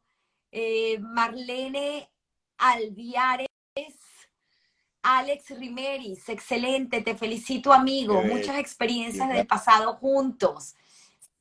Sara González, aplausos, muchos aplausos. Alice Magnífica, ella es prima mía, ella es la que me Bakiliu, aclaró que llegaron a Criar Shmona, mis padres. ay, qué bueno, wow, Sami, muy bueno, te Tan bella, felicito. Susi hermana. Solomovich, tu amiga, por aquí estuvo al pie del cañón durante toda la entrevista. Dice Gaby Guetea, gracias Sami por compartir. Me identifico con muchas cosas que pasaste en tu vida, distintas pero duras y doloridas. Pero todo fue con un propósito y lo Qué que tú linda. dices me resuena. Sigo por aquí, Liliana Flores, qué hermoso lo que compartes, gracias.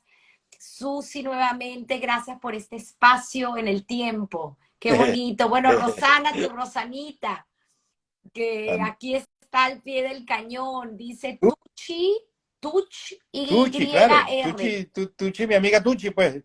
Rubinstein. Bueno, de Ortera. Tucci, Bella. excelente entrevista. Dice, sigo por aquí, Set es como el anhelo que puso Dios en nuestro corazón, el anhelo de buscarlo. ¿Será mi intuición, mi Exactamente, instinto? Creo que sí. repito, aquí no hay verdad absoluta, yo no sé, pero es lo que yo creo también, eso es lo que yo creo. Qué bonito. Mira, dice Shanti, la práctica de yoga y meditación te guía a escuchar a tu intuición. Es verdad, también es un arte aprender a escuchar a tu intuición, como tú lo dijiste. Excelente.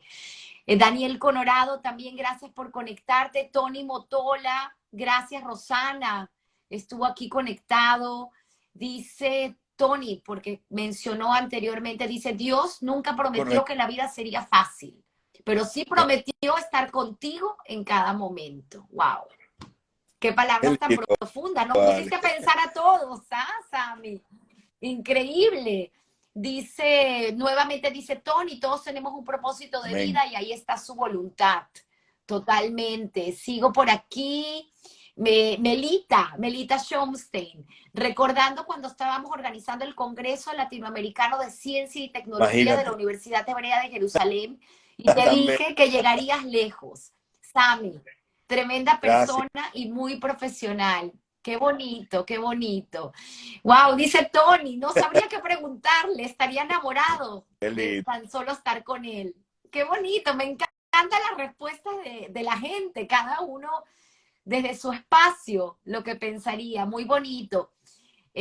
Sigo por aquí, Jackie Melamed, que también estuvo todo el tiempo escribiendo y acompañándote. Antes me gustaba Samuel Belilti, ahora me encantas. Muchas gracias, bella.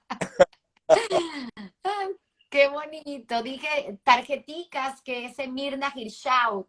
Muchos saludos a Sami, que tengas muchos éxitos.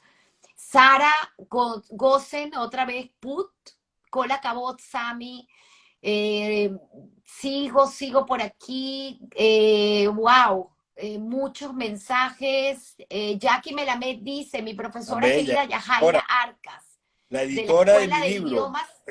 fue Yajaira Arcas, extraordinaria lingüista. Yo pensaba que escribía bien hasta que caí en sus manos. Qué bonito tener gente a tu Claro, alrededor que son tus claro. hadas madrinas.